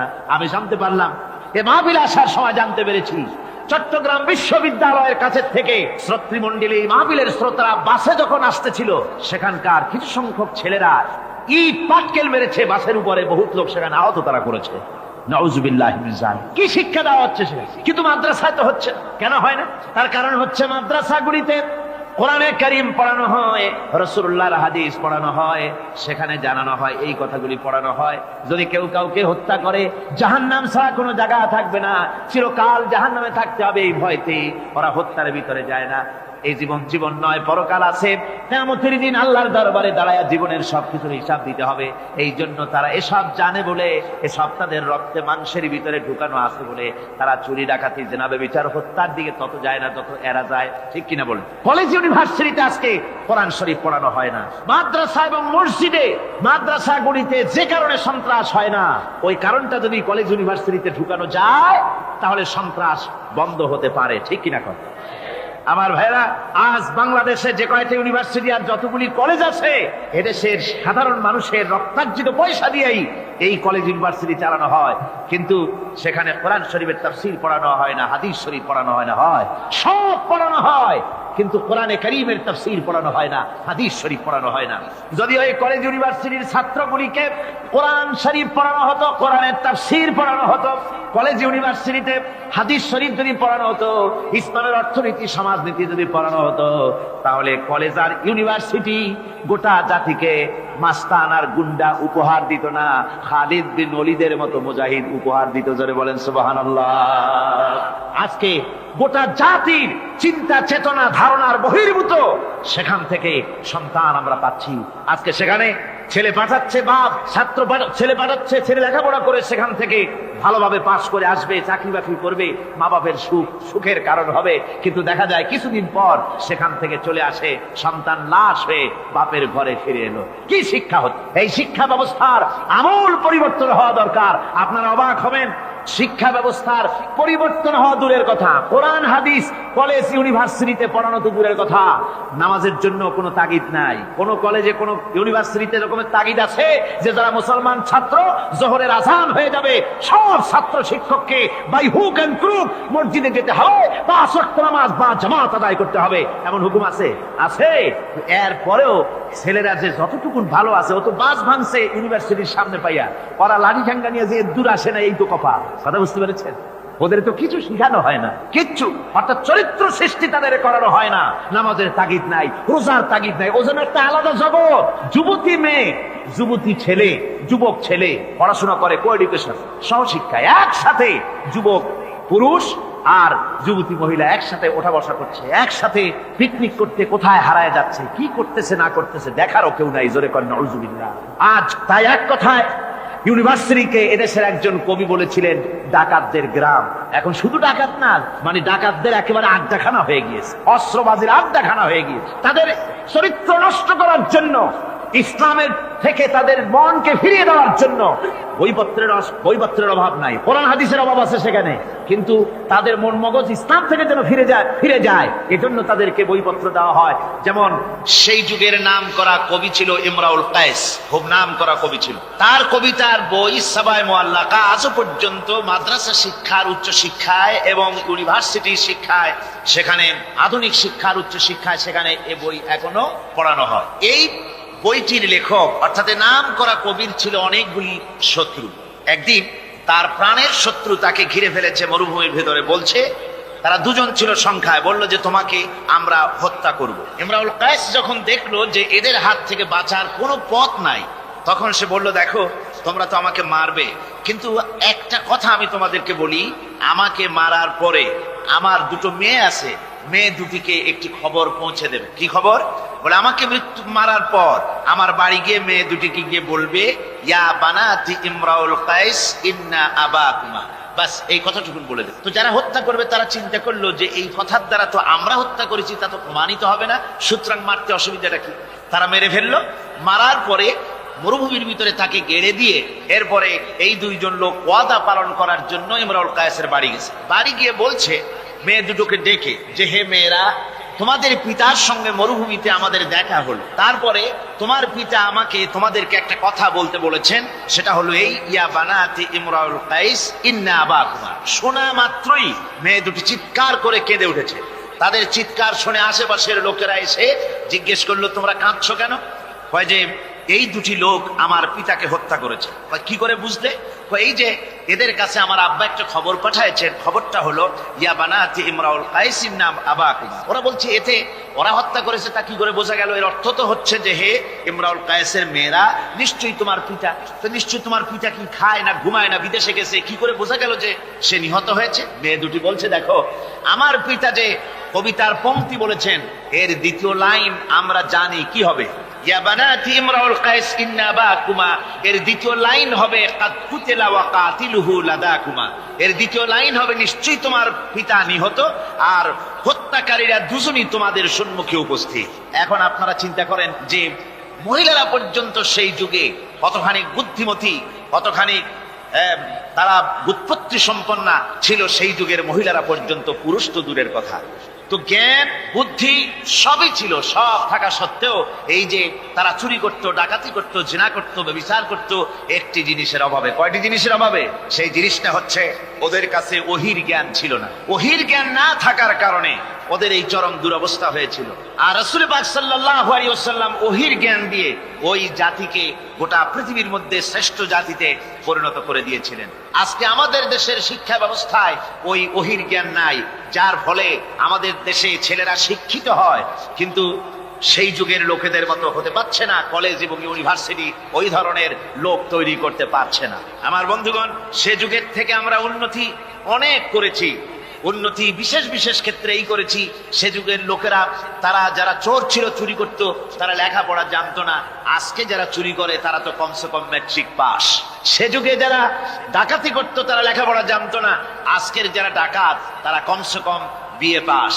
আগের যুগে, সেই যুগে যারা নাকি মানুষ হত্যা করত তারা লেখাপড়া জানতো না, আর আজকে যারা মানুষ হত্যা করে তারা রীতিমতো শিক্ষা গ্রহণ করে কোথায় কেমনে আঘাত দিলে তাড়াতাড়ি মরে এটা জেনে শুনে ট্রেনিং নিয়ে তারপরে মানুষকে হত্যা করে। অগ্রগতি উন্নতি এতটুকু হয়েছে, কিন্তু মৌলিক মানবীয় গুণাবলী সৃষ্টি করার জন্য কোরআনের অবদানের কোনো বিকল্প নাই। জোরে কোন সুবহানাল্লাহ। আমি গত 4 দিন আপনাদের সামনে কোন সূরা আলোচনা করেছি? সূরা ফুরকান। আমি সূরাটিকে শেষ করতে পারবো না, মানে মাঝখান থেকে আলোচনা করতে পারবো না, যেহেতু সময় নেই, আজকেই তো শেষ হয়ে যাবে। সেই জন্য আমি বেছে নিয়েছি সূরা ফুরকানের শেষ রুকুটি আপনাদের সামনে আজকে আলোচনা করব, যেখানে আল্লাহ রাব্বুল আলামিনের খাঁটি বান্দা তৈরি করার পরিকল্পনা আল্লাহ দিয়েছেন। খাঁটি বান্দা হওয়ার জন্য আল্লাহ পাক একটা ফর্মুলা বলেছেন, সেই ফর্মুলাটা আজকে আমরা এখানে আলোচনা করব। এই ফর্মুলা দিয়েই জনাবে মুহাম্মদ রাসূলুল্লাহ সাল্লাল্লাহু আলাইহি ওয়াসাল্লাম একটি সুন্দর সমাজ সৃষ্টি করেছিলেন, একটি আর্থ সামাজিক সুন্দর সমাজ বিনির্মাণে যে ধরনের লোক তৈরি করা দরকার ছিল, এই কোরআনে কারীমের মাধ্যমেই রাসূল পাক সে ধরনের লোক তৈরি করেছিলেন। আসুন শয়তানের ওয়াসওয়াসা থেকে পানাহ চেয়ে নিয়ে আমরা কথা শুরু করি। আউযু বিল্লাহি মিনাশ শাইতানির রাজীম। বিসমিল্লাহির রাহমানির রাহিম।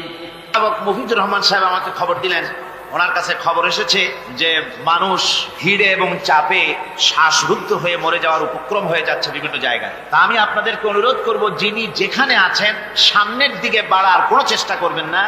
রাস্তায় থাকেন, ড্রেনের পাশে থাকেন, গাছের উপরে থাকেন, ছাদের উপরে থাকেন, যেখানে থাকেন সেখানে বসে পড়েন। রাস্তা তো ট্রাফিক বন্ধ করে দেওয়া হয়েছে, গাড়ি ঘোড়া এসব রাস্তায়, এ মাহফিলের চারদিকের সমস্ত রাস্তার গাড়ি ঘোড়া বন্ধ করে দেওয়া হয়েছে। ফলে আপনারা রাস্তার উপরে বসে পড়েন, দাঁড়িয়ে থাকবেন না। দাঁড়াতে গেলেই মানুষের চাপে হেলাধুলা করবেন, পড়ে যাবেন, হাত পা ভেঙে যাওয়ার, প্রাণান্তকার দশা হওয়ার সম্ভাবনা হবে। সুতরাং আমি সকলকে অনুরোধ করছি, মেহেরবানি করে কোরআনের সম্মানে, এ মাহফিলের সম্মানে আপনারা যার যার জায়গায় বসে পড়েন। কেউ দাঁড়িয়ে থাকবেন না, আর মোটেই চাপাচাপি করবেন না, কেউ কথা বলবেন না, আর দাঁড়াবেনও না। শয়তানের ওয়াসওয়াসা থেকে পানাহ চেয়ে পরম করুণাময় আল্লাহ রাব্বুল আলামিনের নামে শুরু করছি। তাবারাকাল্লাযী জাআলা ফিস সামাই বুরুজাও ওয়া জাআলা ফিহা সিরাজাও ওয়া কমারাম মুনীরা ওয়া হুয়াল্লাযী জাআলাল লাইলা ওয়ান নাহারা খিলফাতান লিমান আরাদা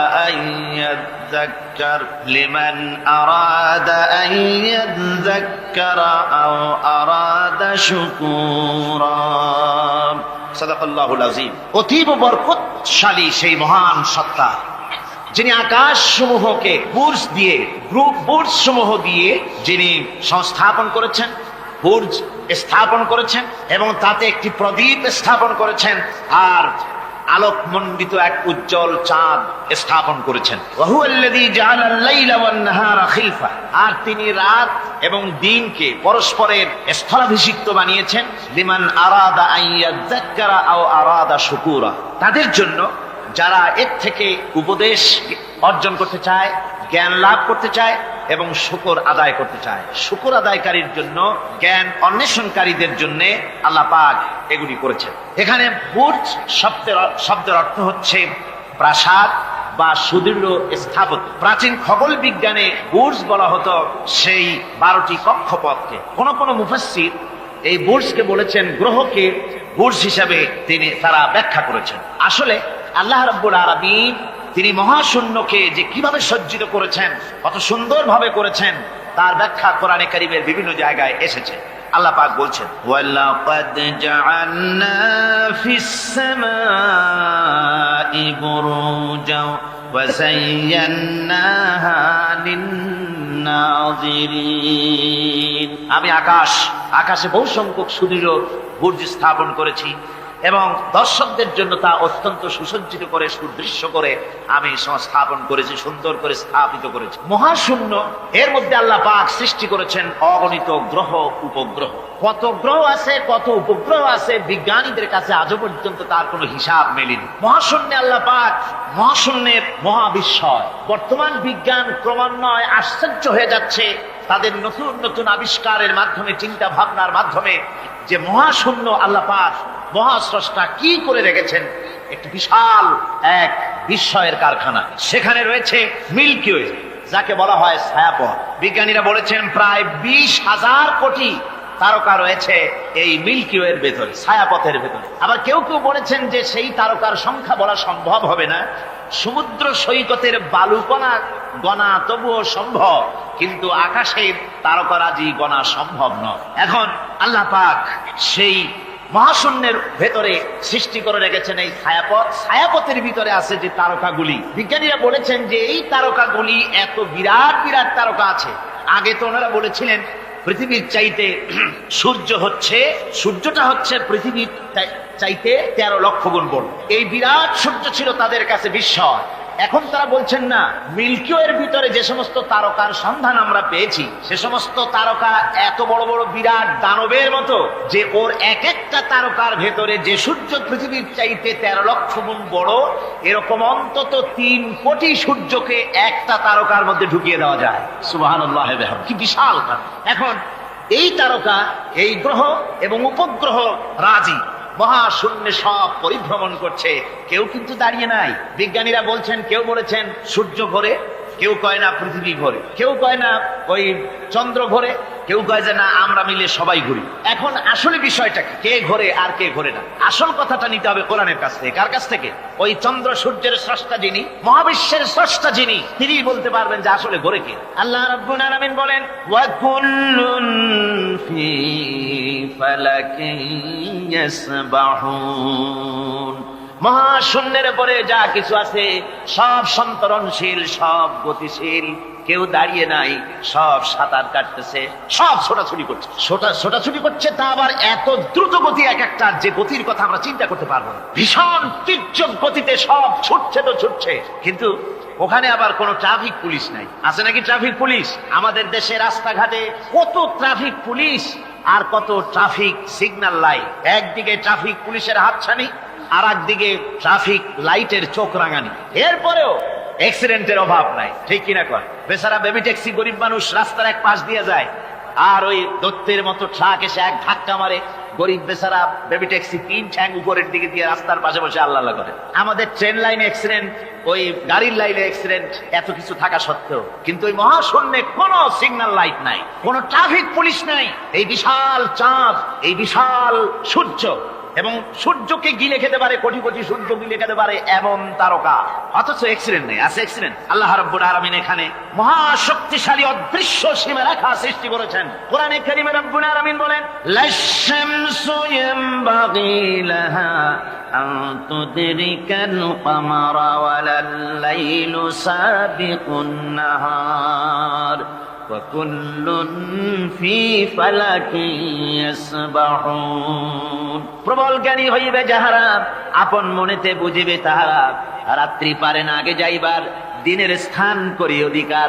চন্দ্র বাঁধে না সূর্যের গায়েতে, সূর্য পারে না চন্দ্রকে ধরিতে।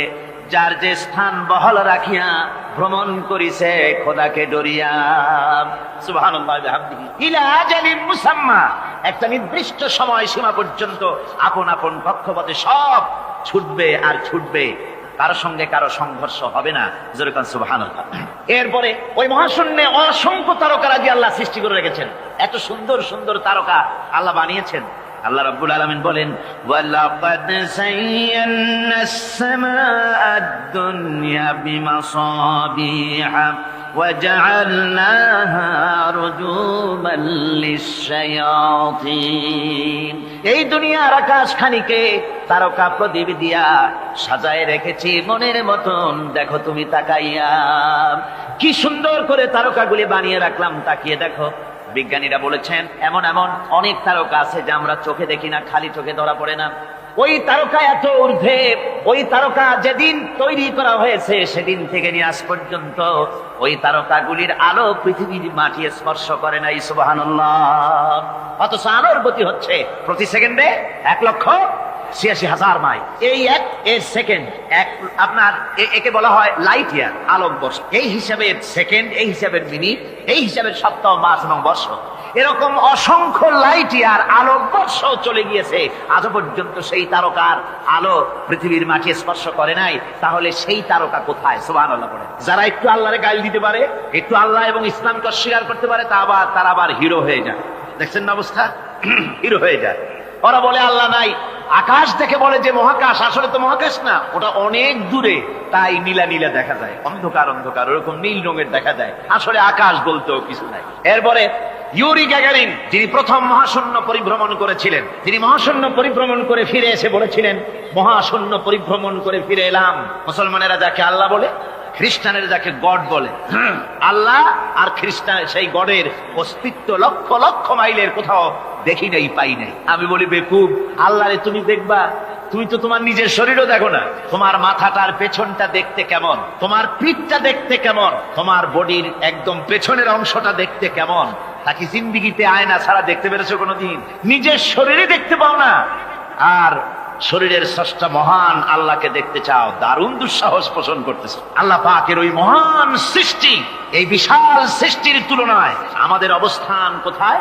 আমাদের অবস্থান হচ্ছে মহাসমুদ্রের ভিতরে কাগজ দিয়ে নৌকা বানায়া যদি ছেড়ে দেওয়া যায়, তো মহাসমুদ্রে কাগজের নৌকাটার যে অবস্থা, এই আল্লাহর মহাবিশ্বে মহাশূন্যের ভেতরে স্পেস, মহাশূন্য আল্লাহর মহাসৃষ্টি, এর ভেতরে আমাদের অবস্থানও আটলান্টিক মহাসাগরে কাগজের নৌকাটা যেমন, আমাদের পৃথিবীর অবস্থাটা তেমন। সুবহানাল্লাহ।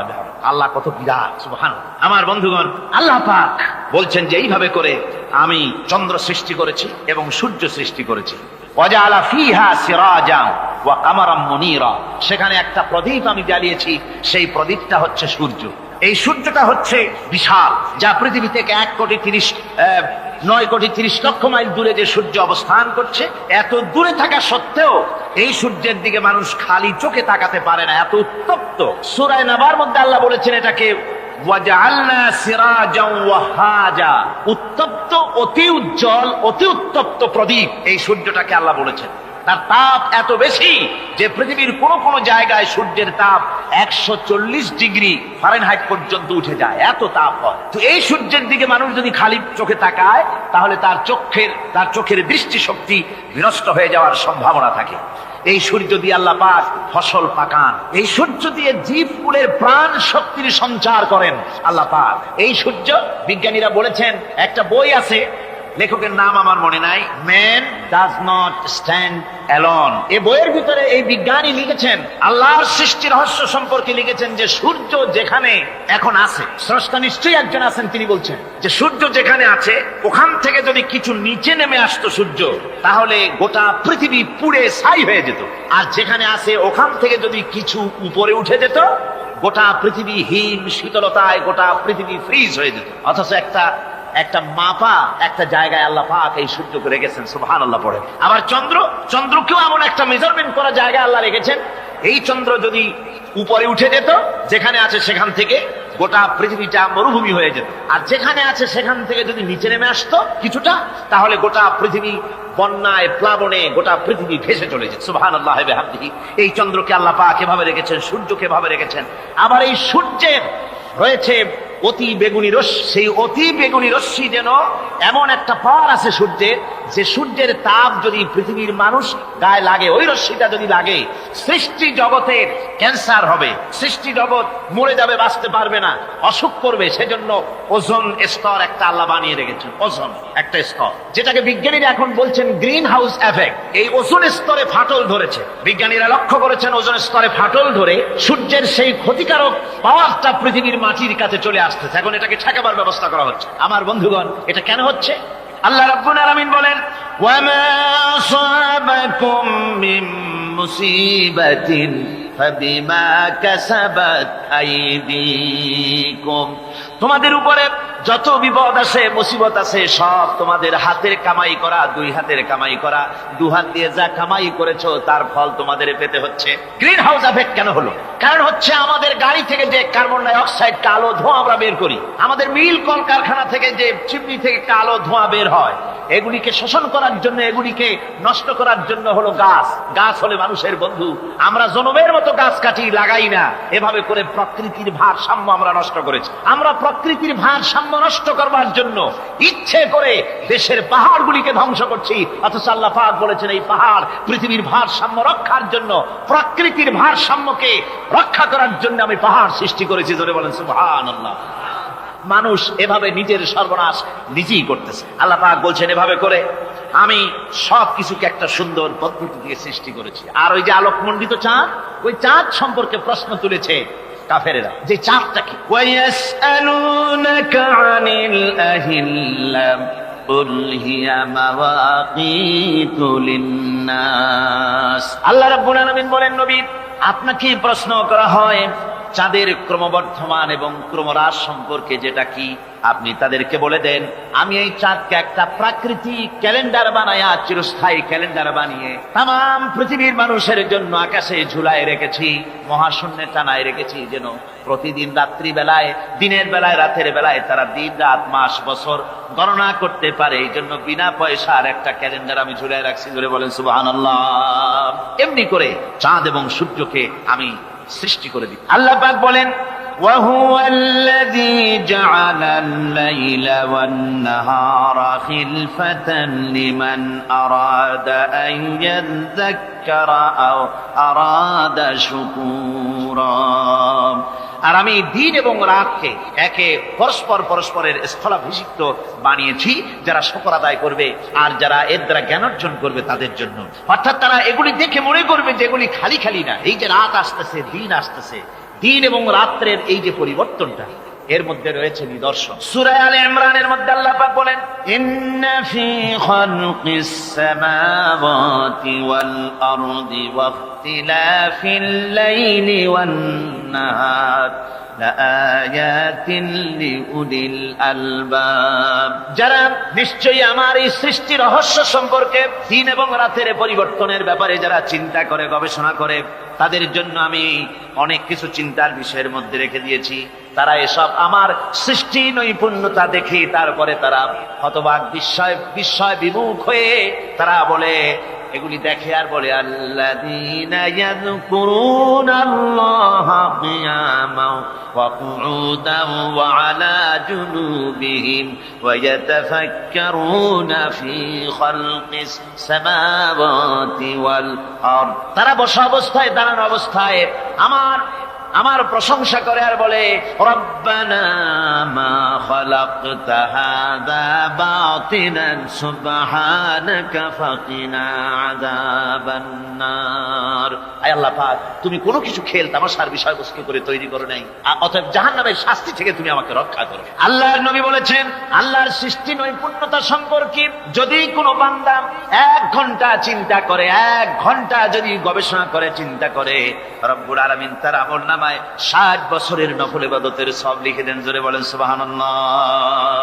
আল্লাহ পাক এই সমস্ত কথা বলে এখন ওই ফর্মুলা বলতেছেন যে আসলে আমার বান্দা হওয়ার জন্য, খাঁটি বান্দা হওয়ার জন্য তার কয়েকটি বৈশিষ্ট্য থাকতে হবে। আল্লাহ পাক এখানে 8টি বৈশিষ্ট্য বর্ণনা করেছেন। আল্লাহর খাঁটি বান্দা হওয়ার জন্য বৈশিষ্ট্য কয়টা লাগবে? 8টি। বেহেশত কয়টা? বেহেশত কয়টি? আল্লাহ পাক বৈশিষ্ট্য বানিয়েছেন 8টি। এখানে 8টি বৈশিষ্ট্যের কথা বলা হয়েছে। মহান আল্লাহ রাব্বুল আলামিন বলেন, وعباد الرحمن الذين يمشون على الأرض هونا وإذا خاطبهم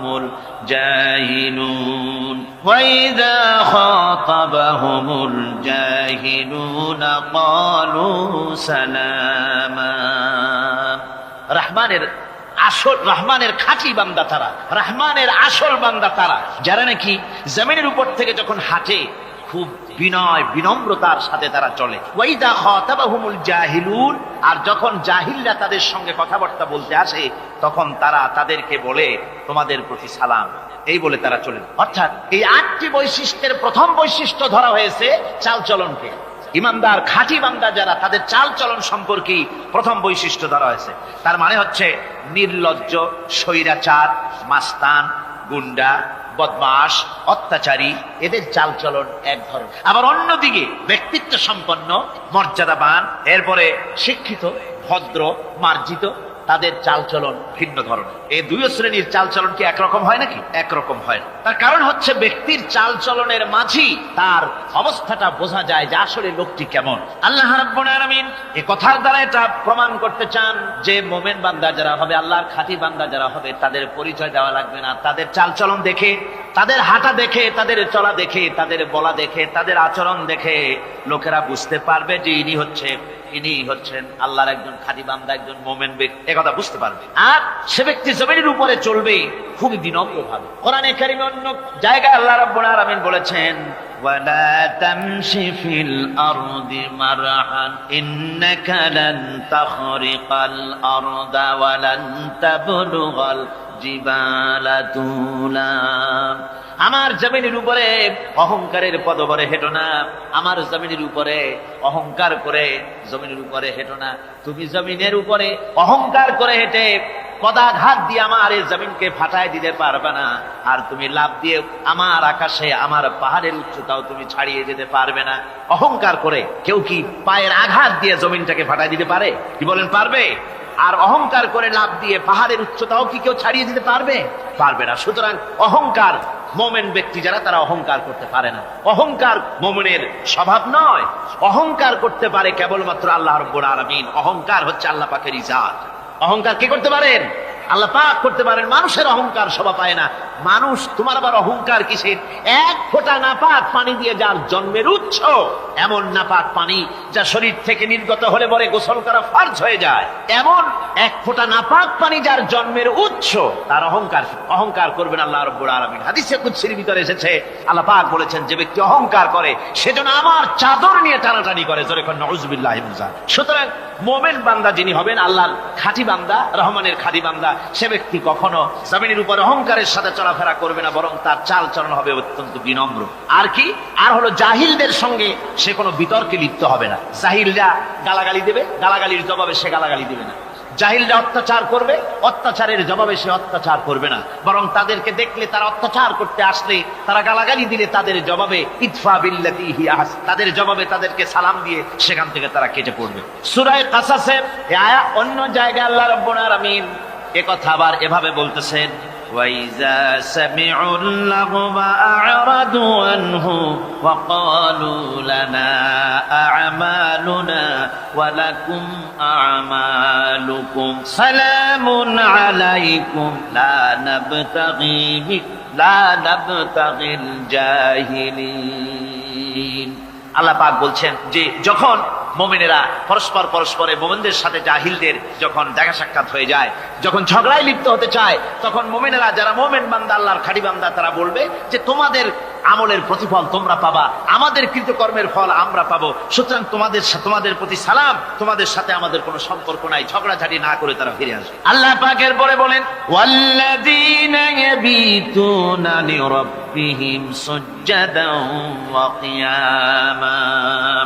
রহমানের খাঁটি বান্দা তারাই আরেকটি বৈশিষ্ট্য, তাদের এই 2 নম্বরের বৈশিষ্ট্য এবার বলা হচ্ছে। রহমানের, আল্লাহর খাঁটি বান্দার 2 নম্বরের বৈশিষ্ট্য যেটা, সেটা হচ্ছে যে তারা রাত কাটায় তার রবের হুজুরে, আল্লাহর দরবারে সেজদা দিয়ে দাঁড়িয়ে থেকে কান্দাকাটি করে তারা রাত গুজরান করে। জোরে বলেন সুবহানাল্লাহ।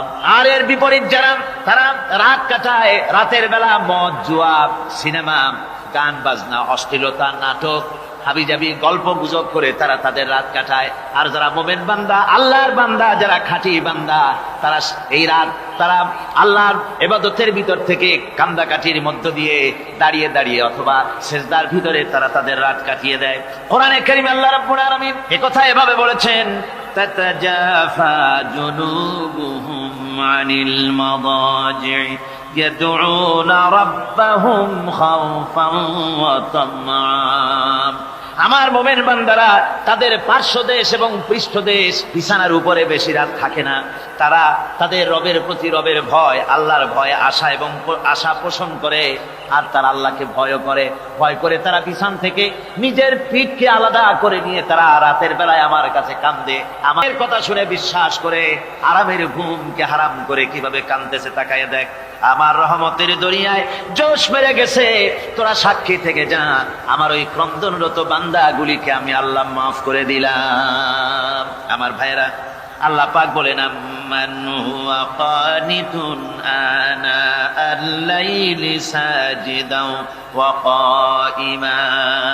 আল্লাহ রাব্বুল আলামিন বলেন সিজদার ভিতরে আর দাঁড়ানোর ভিতরে আমার এই বান্দাগুলি আখিরাতে আমার সঙ্গে দেখা করা লাগবে এই ভয়তে, জাহান্নামের ভয়তে তারা কান্দে, এভাবে কাঁদতে থাকে। আর আল্লাহ পাক ওই সময় তাদের গুনাহ মাফ করতে থাকেন। কোরআনে কারীমের ভিতরে আল্লাহ পাক বলেন সারা রাত ঘুমাতে আল্লাহ নিষেধ করেছেন। সারা রাত যেন ঘুমায় না, পাইকারি ধরে ঘুমায় না, একটু জাগো। ওয়াজকুর ইসমা রাব্বিকা বুকরাতাও ওয়া আসীলা। সকাল এবং সন্ধ্যায় তোমার প্রভুর, তোমার রবের জিকির করো, স্মরণ করো। ওয়া মিনাল লাইলি ফাসজুদ লাহু ওয়া সাব্বিহহু লাইলান তাওয়িলা। তোমার রাতের বেলায় রাতের একটা অংশ সেজদায় অবনত হও, আর রাতের দীর্ঘ সময় ঘুমায় থেকো না। হয় একটা লম্বা সময় ঘুমাও, কিন্তু একটা অংশ রাখো যে সময় তুমি আমার দরবারে সেজদায় পড়ে যাবে, কাঁদবে। আমার বন্ধুগণ, রাতটা ওয়াজআলনাল লাইলা সুবাতা, আল্লাহ রাব্বুল আলামিন ওয়াজআলনা সুবাতা ওয়াজআলনান নাওমা সুবাতা ওয়াজআলনাল লাইলা লিবাসা। ঘুমকে বানাইছেন আল্লাহ শান্তির বাহন, আর রাতকে করেছেন আচ্ছাদন। রাতকে কি করেছেন? আচ্ছাদন। রাতকে একটা পর্দা লাগিয়ে দিয়েছেন, রাতের পর্দা। যেহেতু প্রেম ভালোবাসা ঢোল পিটায় করা যায় না। ঢোল পিটায় প্রেম করা যায়? যায় না। মানুষকে দেখায় দেখায় প্রেম ভালোবাসা করা যায় না। এটা হলো দুনিয়ার রীতিনীতি। দুনিয়ায় যেটা মানুষেরা করে, আসল সবচাইতে বড় ভালোবাসার পাত্র হলেন আল্লাহ, মাসুক হলেন আল্লাহ, আশেক হলো মানুষ। আশেক এবং মাসুকের ভিতরে প্রেম বিনিময় হবে, ভালোবাসার আদান প্রদান হবে, কথোপকথন হবে। এজন্য দিনের কোলাহল পূর্ণ অবস্থায় তা হয় না বলে রব্বুল আলামিন বলেন আমি তোমাদের জন্য রাতকে একটা আচ্ছাদন, একটা পর্দা বানায় দিয়েছি। এই রাতের পর্দার ভিতরে থেকে আমারে ডাকো, আমার কাছে তুমি আমাকে ডাকো। একটা লম্বা সময় নিয়ে আমাকে বলতে থাকো, আমাকে ডাকতে থাকো। আল্লাহ পাক তার নবীকেও বলেছেন ইয়া আইয়ুহাল মুযাম্মিলু কুমিল লাইলা ইল্লা কালিলা।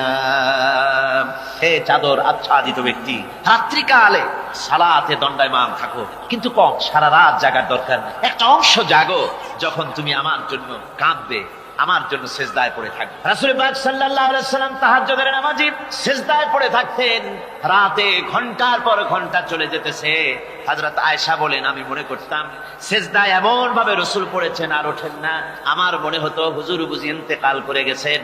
আমি রাসূলের পায়ের আঙ্গুল ধরে আস্তে করে চাপ দিতাম, হুজুর তাতে একটু ব্যথা পেয়ে আঙ্গুল নাড়া দিতেন। তখন আমি মনে করতাম আল্লাহর নবী বিদায় হন নাই, বেঁচে আছেন। আবার কখনো দাঁড়িয়ে দাঁড়িয়ে নামাজের ভিতরে তেলাওয়াত করতে করতে রাত শেষ হয়ে যেত। আমার মনে হতো এই দাঁড়ানো থেকে হুজুর বুঝি আর রুকুতে যাবেন না। আবার যখন রুকুতে যেতেন মনে হতো এই রুকু থেকে আর বুঝি সেজদায় যাবেন না। আবার যখন সেজদায় যেতেন মনে হতো এই সেজদা থেকে রাসূল বুঝি আর উঠবেন না। সুবহানাল্লাহ। সাহাবায়ে কেরাম জিজ্ঞেস করতেন হে রাসূল, হযরত আয়েশা জিজ্ঞেস করে হে রাসূল আপনি এত কাঁদেন কেন, এত ইবাদত করেন, এত রাত জাগেন? হযরত আয়েশা বলেছেন আল্লাহ নবী দাঁড়িয়ে দাঁড়িয়ে তেলাওয়াত করতে করতে, দাঁড়িয়ে দাঁড়িয়ে নামাজ পড়তে পড়তে পাও মোবারক, কদম মোবারক এমন ভাবে ফুলে যেত সকালবেলায় জুতার মধ্যে পাও ঢুকতো না। সুবহানাল্লাহ। এইভাবে রাসূল পাক কষ্ট করতেন। জিজ্ঞাসা করতে এত ইবাদত কেন করেন? আপনার তো আগের পিছের সমস্ত গুনাহ আল্লাহ মাফ করেছেন, কোনো গুনাহ আপনার নাই। তবু আল্লাহ বলে দিয়েছেন নবী আপনার আগের পিছের সব মাফ, তারপরে এত কাঁদেন কেন? আল্লাহ নবী বলেছেন ও সাহাবীরাও আমার স্ত্রীরা শোনো, আমি কি আমার বান্দার, আমি আমার আল্লাহর শুকর গুজারকারী বান্দায় কি আমি পরিণত হব না? যে আল্লাহ আমাকে এত নিয়ামত দিয়েছেন, আমি কি সেই আল্লাহর শুকর গুজার হব না? রাসূলুল্লাহ এভাবে কাঁদতেন। সুতরাং প্রত্যেকটি মুসলমানকে রাতের বেলায় আল্লাহর দরবারে হাত তুলে কাঁদতে হবে, মোনাজাত করতে হবে, রব্বুল আলামিন যে গুনাহ করেছি, আমি যত গুনাহ করেছি, আমাকে তুমি নেয়ামত যা দিয়েছো, এই নেয়ামত তুমি না দিলেও পারতে, তুমি পৃথিবীতে দিনে রাতে অসংখ্য পলিউশন, রোগ জীবাণু সমানে উঠতেছে। এখন যদি মাইক্রোস্কোপ যন্ত্র এখানে থাকতো তাহলে দেখতেন এই পরিবেশটা কত দূষিত, কত পলিউশন, কত জাম। এগুলি নাকের মধ্য দিয়ে পেটে যাচ্ছে, চোখের মধ্যে ঢুকতেছে, ক্রমাগত চোখের ভিতরে ধুলাবালি ঢুকবে। আর পরিষ্কারের কোনো ব্যবস্থা যদি না করা হয় চোখের দৃষ্টি নষ্ট হয়ে যেতে পারে। এই জন্য আল্লাহ রাব্বুল আলামিন চোখের ভিতরে মেডিসিন রূপী এক প্রকারের পানি রেখেছেন, আর অটোমেটিক চোখের পাতা ওঠানামা করে প্রতি মুহূর্তে চোখকে ক্লিন করে দিতেছে। এই চোখ সম্পর্কে আল্লাহ রাব্বুল আলামিন প্রশ্ন করবেন, অন্তঃকরণ সম্পর্কে প্রশ্ন করবেন। জবাব দেওয়া সেদিন বড়ই কঠিন হয়ে যাবে। এই জন্য আল্লাহ রাব্বুল আলামিন দুনিয়াবাসীকে সতর্ক করে দিচ্ছেন। তিনি আরো বলছেন, ওয়ালাকাদ খালাকনাল ইনসানা ওয়া না'লামু মা তুওয়াসবিসু বিহি নাফসু ওয়া নাহনু আকরাবু ইলাইহি মিন হাবলিল ওয়ারিদ। মানুষ সৃষ্টি করেছি আমি, তার অন্তঃকরণে কি চিন্তা হয়, কি কল্পনা হয় তাও জানি আমি। আর আমি আমার বান্দার যেই সাহারাগের উপরে মাথাটা খাড়া আছে, এই রোগের চাইতেও আমি বান্দার বেশি নিকটে। আল্লাহ পাক গোপন রাখেন নাই, বলে দিছেন আমি কিন্তু এখানে আছি। সুবহানাল্লাহ। আচ্ছা বলেন তো আল্লাহ কোথায় আছেন? এটি একটি মুশকিলের প্রশ্ন। সাধারণত লোকেরা বলে আল্লাহ সব জায়গায় আছে। এই কথা, এই জবাব সঠিক নয়। আকীদা সাফ হতে হবে। আল্লাহ সব জায়গায় আছে এই কথা সঠিক নয়। যদি আল্লাহ সব জায়গায় থাকেন তাহলে দুনিয়ার সব জায়গা ভালো না, কিছু কিছু খারাপ আছে। তাহলে খারাপ জায়গাও থাকতে হয়। নাউযুবিল্লাহ বলেন। আল্লাহ কোথায় আছে এই প্রশ্ন আল্লাহরই করি। সওয়ালে মুকদ্দারের জবাব, পৃথিবীর মানুষ আল্লাহকে প্রশ্ন করবে তুমি কোথায় আছো। রব্বুল আলামিন প্রশ্ন করার আগে জবাব দিয়ে দিয়েছেন, আর রাহমানু আলাল আরশি ইস্তাওয়া। আল্লাহ পাক আরশে আজিমে আছেন। কোথায় আছেন বলে এক আঙ্গুল আকাশের দিকে উঁচু করে বলেন আল্লাহ কোথায় আছেন? আরশে আজিমে আছেন। সুবহানাল্লাহ। তবে আরশে আজিমে আছেন যে অবস্থা এমন নয় যে তিনি সাংঘাতিক রকমের কুয়াশার কারণে বাংলাদেশে কি হইতেছে তা দেখতে পান না। সে আল্লাহ রাব্বুল আলামিন সব কথা পরিষ্কার করে বলেছেন আমি তোমার ঘাড়ের কাছে। তার মানে আল্লাহর ইলম, তার নজর, তার সামা এবং তার বাসার, তার দেখা, তার শোনা, তার ইলম সবটা আমাকে ঘিরে আছে, আমি তার বাইরে নাই। আল্লাহ মানুষকে সতর্ক করতেছেন, মা ইয়ালফিযু মিন কাওলিন ইল্লা লাদাইহি রাকীবুন আতীদ। মানুষ এমন কোন কথা বলে না যা আমার ফেরেশতারা রেকর্ড করে না রাখে। যা করো তাও লেখা হয়, যা বলো তাও লেখা হয়ে যায়। দুনিয়ায় গোয়েন্দা বিভাগ আছে, আমার দেশে গোয়েন্দা বিভাগ আছে না? কি নাম কত দুই একটা আন্দাজে কইলো আছে। CID, DIB, DFI, army intelligence, কত রকম গোয়েন্দা আছে, কত বাহিনী আছে আপনি টের পাবেন না। পাগড়ি একটা বান্ধি আপনার সামনে বসা, আপনি বুঝবেন না যে আপনার আমলনামা রেকর্ড করতেছে ওখানে বসে। আপনি তো মনে করেছেন দরবেশ সাহেব 6 সেল্লা দিয়ে আসছে, কিন্তু তিনি গভর্নমেন্ট অফিসার, আপনার সর্বনাশ করতেছে, আপনি টের পাচ্ছেন না। এটা যদি মানুষের রাষ্ট্র ঠিক রাখার জন্য দুনিয়ার সরকারের দরকার হয়, তাহলে আল্লাহ পাকের এই বিশাল সাম্রাজ্য রক্ষা করার জন্য আল্লাহর গোয়েন্দা বিভাগ নাই? আল্লাহ রাব্বুল আলামিন তার গোয়েন্দা বিভাগ কাজ করতেছি, আমরা বিশ্বাস করি না, আমরা বুঝতে পারি না, যার জন্য অন্যায়ের মধ্যে লিপ্ত হয়ে যাই। একবার আমি লন্ডন থেকে লন্ডন শহরে রাত্রে যাচ্ছি, রাত 2টা-2:30 হবে। প্রতিমধ্যে রেড সিগন্যাল জ্বলল, গাড়িটা থামায় দিল, সামনে আর গাড়ি টাড়ি নেই। আমি ড্রাইভারে বললাম যে গাড়ি টাড়ি তো নাই সামনে, আমরা তো ইচ্ছা করলে যেতে পারি। ড্রাইভার বলল পারি, কিন্তু যাব না। কেন যাবেন না? বলল যে এই সিগন্যালের সাথে ক্যামেরা আছে, অটোমেটিক ক্যামেরা। আমি যদি এখান থেকে এটাকে ক্রস করি, তাহলে আগামীকাল কোর্ট থেকে আমার নামে চিঠি আসবে। রাত 2:45, এই রঙের গাড়ি, এত নাম্বার গাড়ি, এবং আপনার চেহারা শরীফ এই, আপনি রাত 2:45 সময় রেড সিগন্যাল অমুক এলাকা থেকে ক্রস করেছেন, মেহেরবানি করে কোর্টে আসেন আর জরিমানা দিয়ে যান। এই লোকটি এইখানে ক্যামেরা আছে, এটা চোখে দেখছে, সেই জন্য বিশ্বাস করল। কিন্তু এই ক্যামেরায় স্ন্যাপ নেওয়ার জন্য কোনো ক্যামেরাম্যান নাই, অথচ গাড়ি ক্রস করলেই, ওভার স্পিড করলেই ছবি তুলে ফেলবে। এই বুদ্ধিটা কে দিছেন?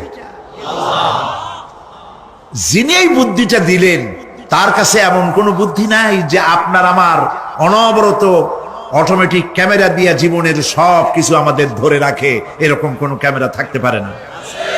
পারে কিনা? কিন্তু আমাদের কপাল খারাপ। ওই যে সিগারেটের প্যাকেটে লেখা আছে সংবিধিবদ্ধ সতর্কীকরণ, ধূমপান স্বাস্থ্যের জন্য ক্ষতিকর। প্যাকেটে লেখা আছে, হাতের মুঠায় ধরিয়া সিগারেট ধরে টান মারিয়া উপরে ফু দিয়া তাকায় দেখে ফু যায় কদ্দুর। ওইখানে ক্যামেরার সাথে কোনো মানুষ নাই, ক্যামেরা আছে তাই বিশ্বাস করে, কিন্তু আল্লাহর ক্যামেরাগুলি চোখে দেখে না। ওখানে যেমন রেড বর্ডার আছে, আল্লাহ রাব্বুল আলামিন জীবনের প্রত্যেকটি মোড়ে মোড়ে রেড বর্ডার লাগায় দিয়েছেন। জেনা করো না, একটি রেড সিগন্যাল। মদ পান করো না, আরেকটি রেড সিগন্যাল। মিথ্যা কথা বলো না, আরেকটি রেড সিগন্যাল। অহংকার করো না, আরেকটি রেড সিগন্যাল। বউকে বেপরদা করো না, আরেকটি রেড সিগন্যাল। সুদ খেও না, ঘুষ খেও না, আরেকটি রেড সিগন্যাল।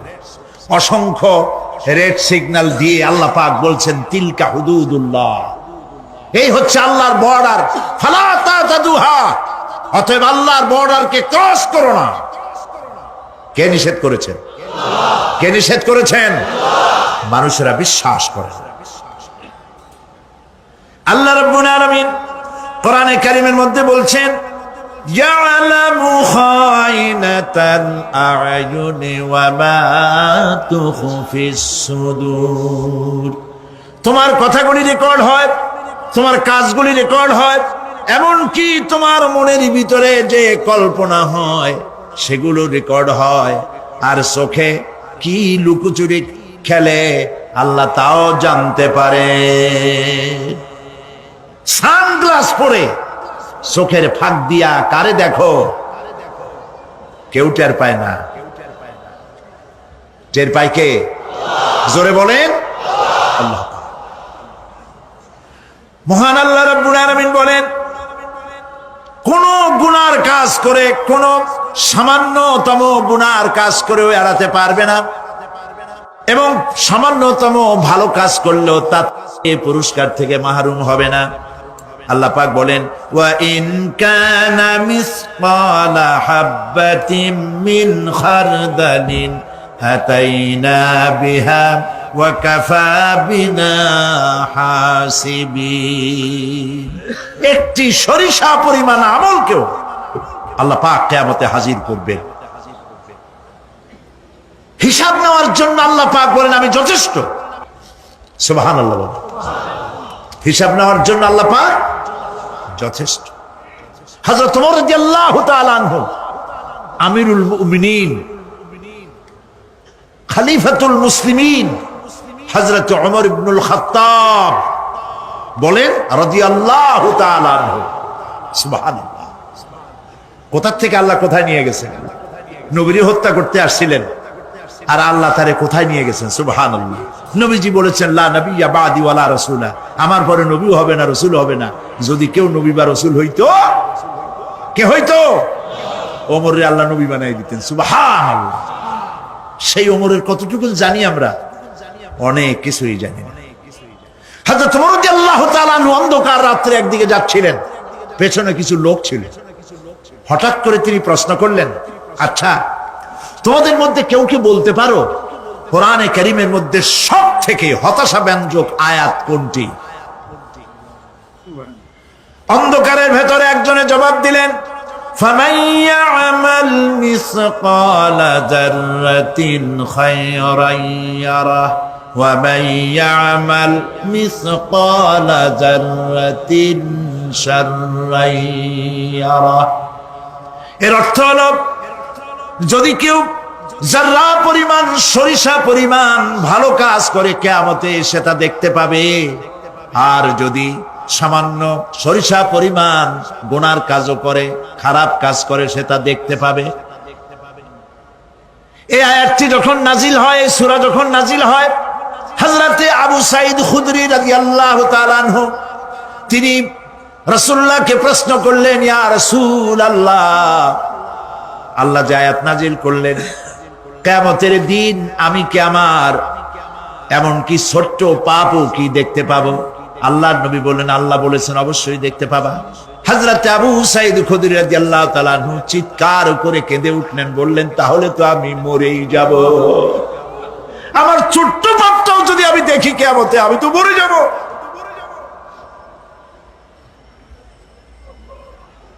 হযরত ওমর রাদিয়াল্লাহু তাআলা আনহু অন্ধকারের ভিতরে হাঁটতেছেন আর কাঁদতেছেন, হাঁটতেছেন আর কাঁদতেছেন।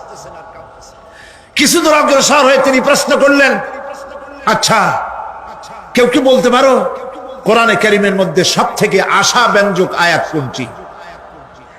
পেছন থেকে অন্ধকারের ভেতর থেকে আওয়াজ এলো, লা তাকনাতু মির রাহমাতিল্লাহ, আল্লাহর রহমত থেকে, দয়া থেকে নিরাশ হয়ে যেও না, হতাশ হয়ে যেও না।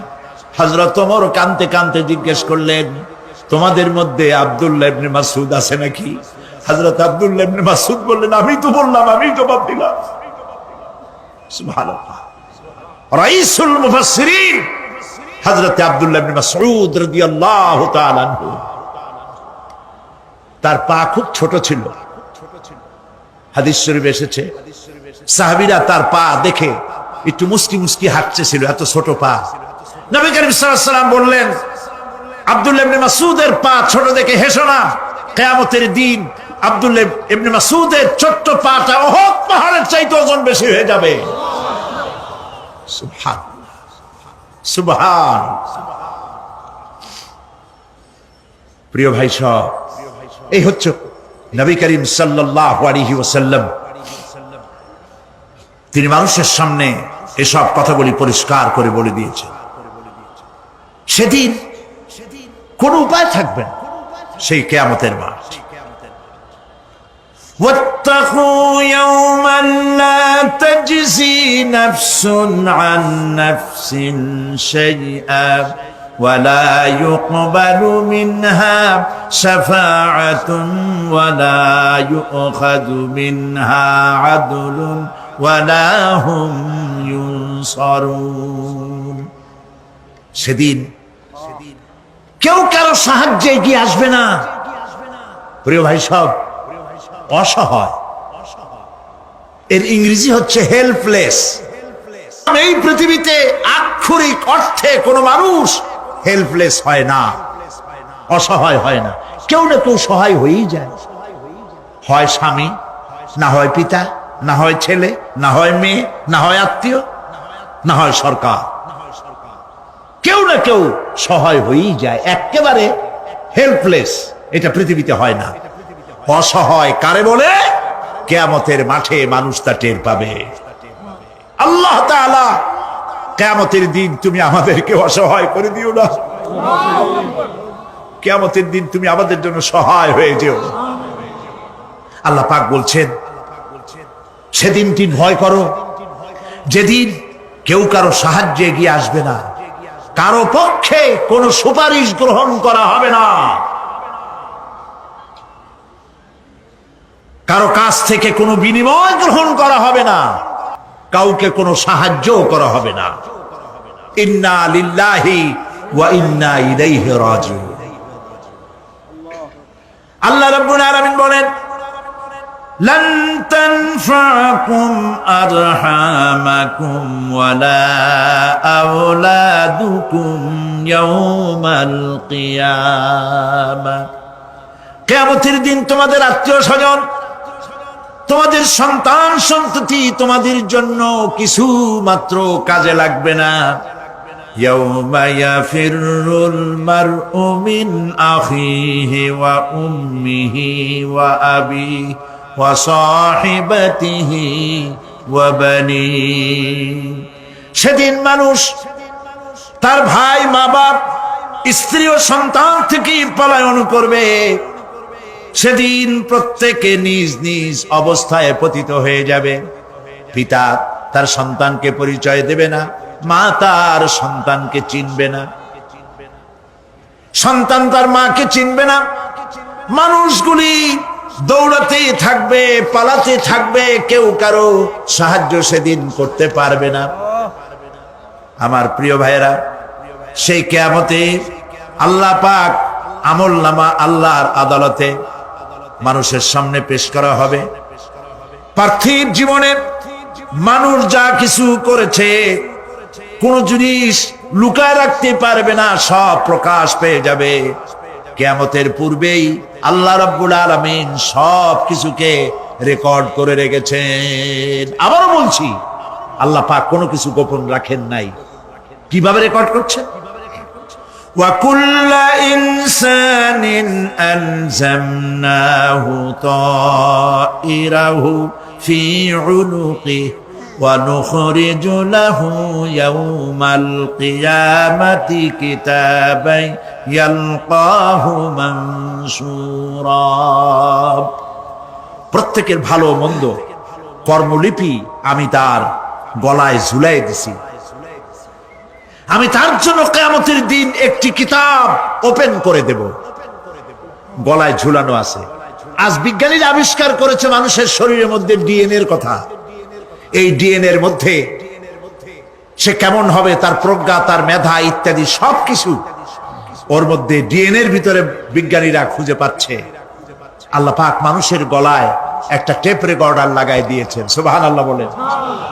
সেই টেপ রেকর্ড আমার এই যে বক্তৃতা ভিডিওতে ধারণ করা হচ্ছে, টেপে ধারণ করা হচ্ছে। এই বুদ্ধিগুলি কে দিছে? আরে ভাই কথা বলবেন তো আল্লাহর নাম জোরে না।